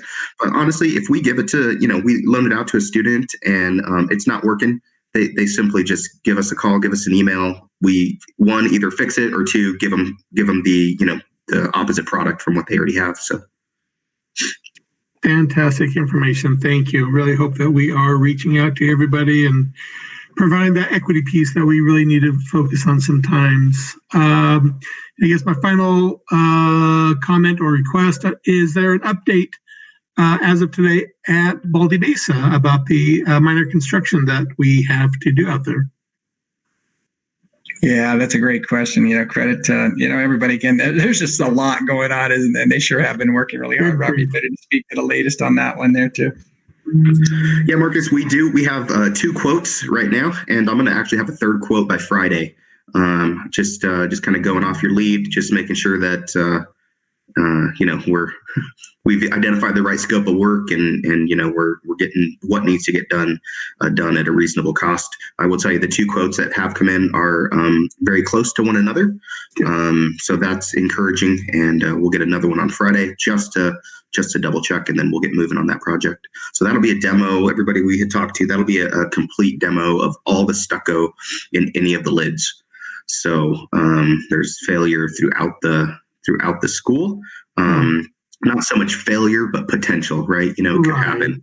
So we don't want to take on, 1, that risk, or 2, nor do we want our staff or students to take that on at any point in time either. So we've opted to just do the full demo. We could sleep better at night, everybody in this group, I think. And that's the way we're going to move forward. Yeah, most certainly. That's not something, it's really agonizing to have known that was a condition for all these years, and that fortunately it happened when it did. And in terms of the speed of the work or process, I know we tried to give you that latitude to move quickly. Are you satisfied with the pace right now, or how do you feel about it right now? Yeah, we to be honest, I would have liked to have been started. My goal was 12/1, to be quite honest. Unfortunately, one of our contractors, they contracted COVID. So their crew was shut down. So we had to wait a few weeks for that. And then just finding the other guy to come out for bid. So to me, we're a couple weeks behind. We're going to do it strategically. It'll be building by building, temporary fencing. There'll be, equipment in temporary fenced off areas, nobody in the building. So I think we have a pretty good strategic plan, 6 buildings. So we anticipate, it'll probably end up taking us into February, first week of February, we think. Okay, thank you very much. That's all I have. Member Berenger. Hello there. I just wanted to welcome our new board members. Nothing like holding your feet to the fire on the first meeting, but hit the ground running. And congratulations to President Hernandez in your new role. It's an exciting time. And thank you very much, Mr. Chacon, for your first interim and all of that work with Andrea Padilla and everybody in your department. They do a phenomenal job, and I'll hope for some good news come January. And also, as we draw the year to an end, the calendar year, I'm just excited to move into 2021, putting COVID behind us, hopefully sometime soon. And I just want to wish everybody a happy holiday. All of our stakeholders should be restful and be safe and have a wonderful holiday. And that's all I have. Thank you. Thank you, Member Berenger. Member Flores, do you have any comments tonight? Yeah, I just wanted to say thank you to everybody. It looks like just hours and hours and hours of hard work that goes into preparing these things. And so thanks for all the presentations. I think, like you mentioned, President Hernandez, the kids at the very beginning, it was so neat to see that. I know this isn't the ideal situation for everyone, but to know that that some of these kids are connecting and enjoying themselves, that was really good to see. And then, yeah, all the other stuff. Just thank you for your patience with us on this first time. And it took me a little while on the oath, but after that, I think we'll get the hang of it. So thanks so much. That's great. Thanks. We took it easy for you on the first one. Next meeting will be tougher. And Member Bristol, do you have any comments? Yeah, just once again, thanks everyone. And Daniel, you did better than me on the oath, so don't worry about that. One thing that I wanted to say that it's just really burned into my mind during this meeting, and it keeps continuing. So we started the meeting out with the littler children, and we're teaching them, and we're investing all this time and effort and education into them, all the way up until they get into the high school years. So the one thing that really stuck into my mind is getting those kids through that high school.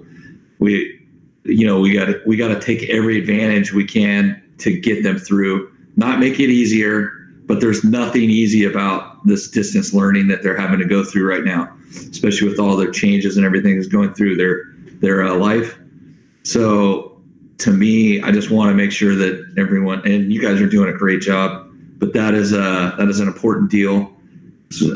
Put all that time and effort and investment into these kids, and then not be able to cash out on it at the end would be terrible. So we got to just keep that in mind. And that's it. So far, it looks like you guys are doing a great job. Thank you for that. And moving on to administrative comments, Mr. Miller. Thank you again, President Hernandez. Just have a few things on the agenda tonight. First of all, I echo the sentiments of Member Bristol. Thank you for saying that, validating our work on the high school front for our seniors in particular. Just wanted to give you a couple information items really quick. School accountability report cards, our SARCs, which we do annually for each one of our schools. They will be coming to you for review on January 12th, and then they'll come back for your approval on the 26th of January.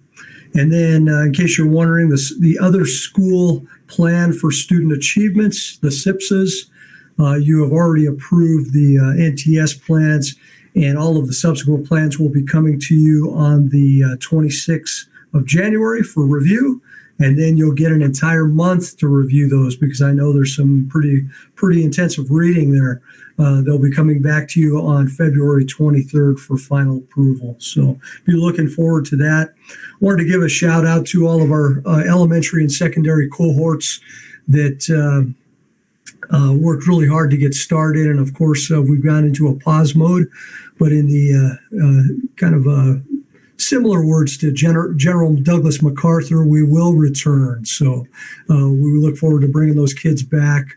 We had a lot of success in the very short time that we brought kids back, but there was a lot of gratitude from students, staff members, and families alike, and and I'll tell you, just to be quite transparent, a lot of shed tears on behalf of the teachers to have to revert back to remote learning, because they were really making some positive connections with their kids. And then lastly, Ralph Wiley, one of the beloved teachers over at Phelan Elementary School, shot me an email tonight just right in the middle of the board meeting.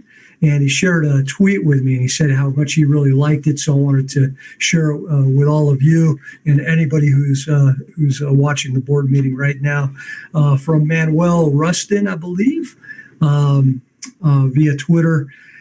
And here are his words. Students from kindergarten through grad school are enduring a truly brutal time in education. Teachers, professors, counselors, all y'all. Please don't let students log off for winter break without them hearing you say you love them and appreciate them for continuing to hang in there. So I echo those sentiments to all of our stakeholders as well. And with that being said, once again, welcome to our new board members, Nathan and Daniel. Just much respect and appreciation to our outgoing board members, Kenny and Dave. They leave quite a legacy here on our board and within our district. Congratulations to President Hernandez for your new role. And once again to you, Christina, much gratitude. You have done simply an outstanding job as president during your time. So thank you for that, and look forward to continuing to serve with you as well. So thank you, everybody. Happy holidays, Merry Christmas, Happy New Year, Happy Hanukkah, Happy Kwanzaa, everything in between. So have a great one. Thank you, Mr. Miller. Appreciate that. Mr. Zimmerman. Thank you very much, everybody. I just, running back towards 6 o'clock tonight when we first logged into open session and seeing those second graders with Mrs. Bader was just the highlight of everything right now. I mean, we all, spent a number of years at school sites. We all miss the school site. That's where, the work's being done. That's where the excitement is. And that was just a huge shot in the arm.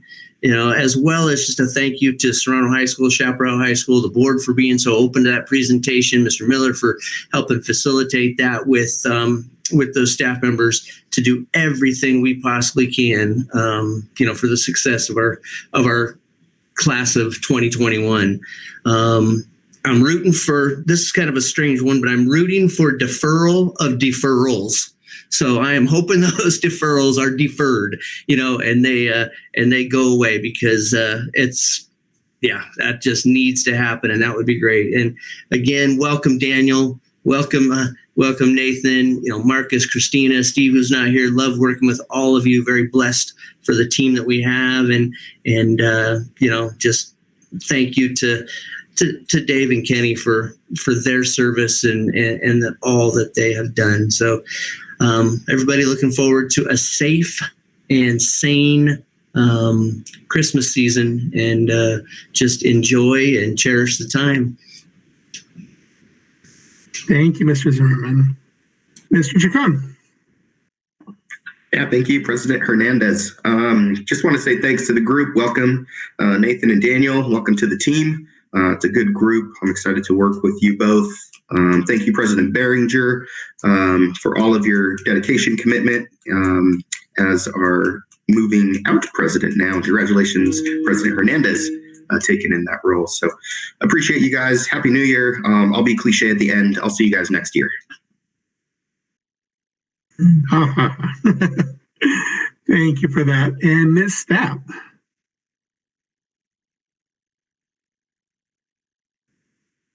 Sorry, I have to switch screens. Thank you, President Hernandez. Congratulations to you on your new role as a member of the school board. Very exciting.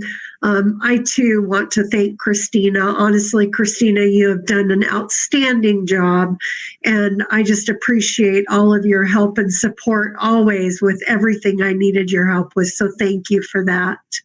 Welcome for sure to Nathan and Daniel. As you see, these meetings can go long every now and again, and it's one of those things. But we're excited to have you on this board, and we appreciate your willingness to serve for sure. Being a public servant is not always an easy thing and takes a commitment, so thanks. Also, I would like to say thank you to Cheryl Bader for her class and sharing all those sweet kids with us. I just, gosh, I miss that in person and getting to go out to sites and to see teaching in action and everybody working so hard for kids. And I think I've said this a while ago, but I would say I am grateful as a employee of this district, but as a grandmother for board member Bristol's wife, who is the teacher of one of my granddaughters, my 5th grade granddaughter. And seriously, she as well goes above and beyond. And I'm grateful for that. Just like we heard tonight from Michelle Scribner and Sabrina Merrick and Dr. Jones, just trying to find ways to help these students, because I have grandkids who are struggling through this as well. So just thank you to everybody. And of course, a wonderful thank you to Dave and Kenny for their service. Thank you, Ms. Stapp. And last but not least, Dr. Altman. Thanks so very much, President Hernandez. And I'll just start right there. Congratulations to you as president. Boy, you've just been nothing but one who wants to serve and serve for the best of reasons. And so you'll serve us in that spirit of that word so very well in that role. And then on my grid right below your picture is the picture of former president, if I may, President Behringer. Thank you for, as has been said so very well, your outstanding service in that role. I just have to believe it's not an easy role. And President Hernandez, you're going to do quite well on it. And so too did President Behringer. We're grateful for that service and just so appreciate the standards that you have set, Christian, and you will set as well, Marcus. And then to our new board members, Daniel Flores and Nathan Bristol, welcome aboard, just like everyone has said. When I think of you, Nathan, I think you're a longtime high desert individual, and that's going to serve us so very well. You're a captain, you're a leader in your profession, and very clearly fit right in here today.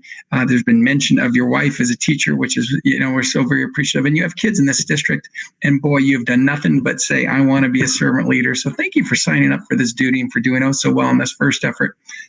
Just the future looks so very bright, as it does with Daniel Flores. Daniel Flores has known your family for so many years, and it's just a pleasure to have you on board with the perspective of your family, your mother, father, and sisters, but also your family of wife and kids here in this district.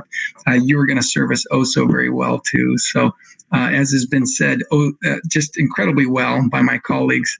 We are so appreciative of your service already and willingness to do so. And I'll just take a quick moment. Those who ran too, I really appreciate those who ran for the position as well, because it still says, I want to be part of this big effort, something much bigger than any one of us collectively. And so congratulations to all of you. Looking so forward to the work ahead.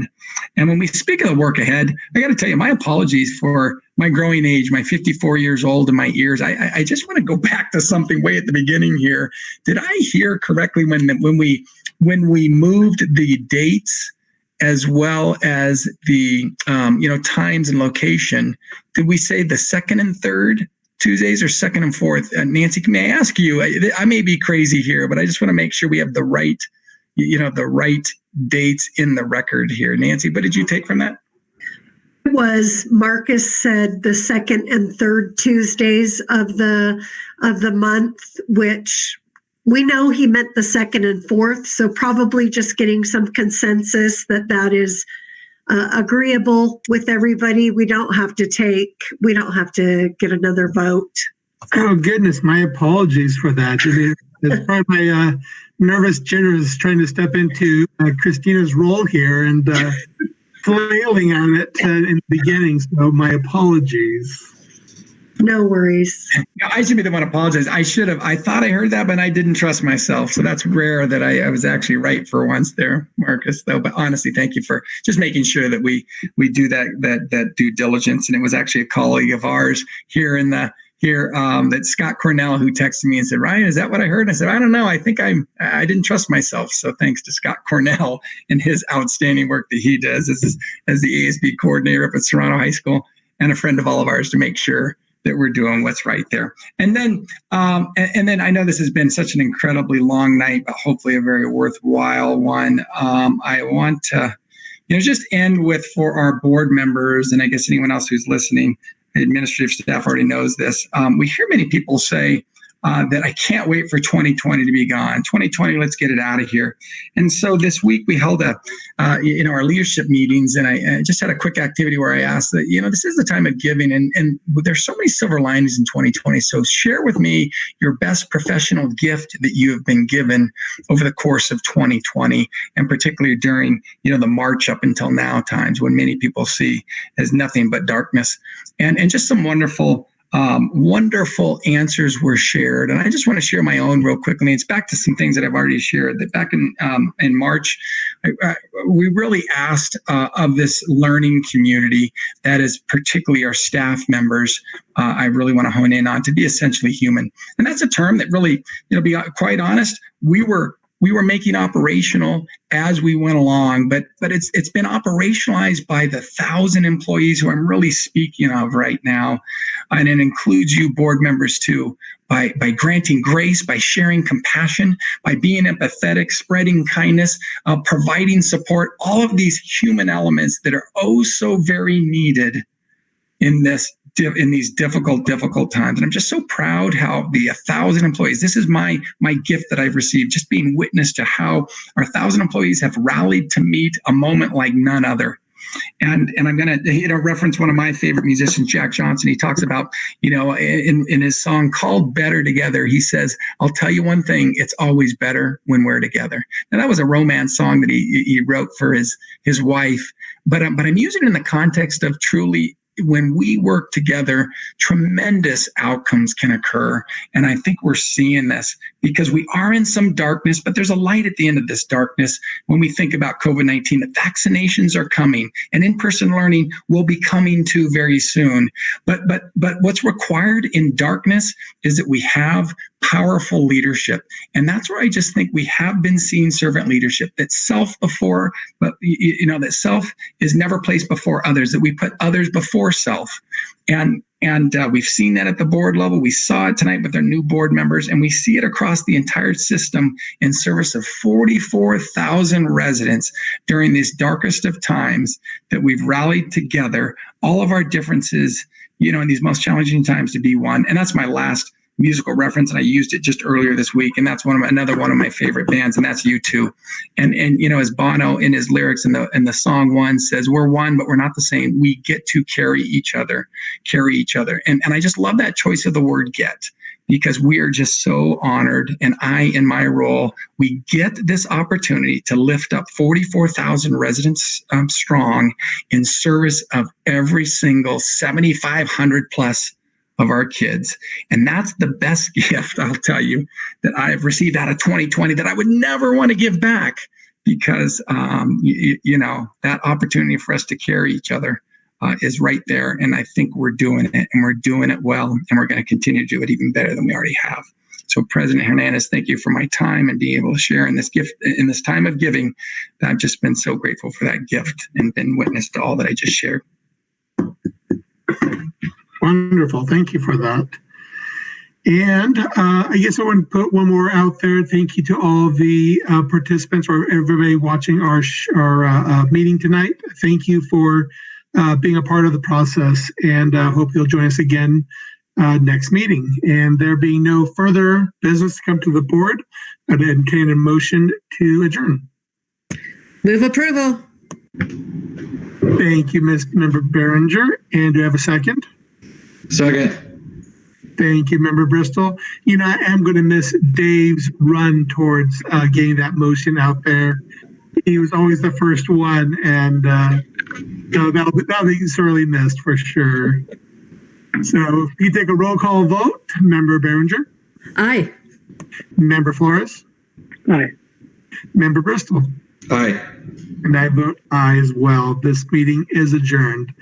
Thank you all again so very much. Thank you, administration. Thank you, board members. Have a good night. Thank you. Merry Christmas. Happy Hanukkah. Happy Kwanzaa. Happy New Year. Everybody. Thank everybody. Thanks so much. Have a great night. Good night, everybody. Okay, we should be clear. Thank you so much, Rick. Really Thanks, Rick. appreciate it.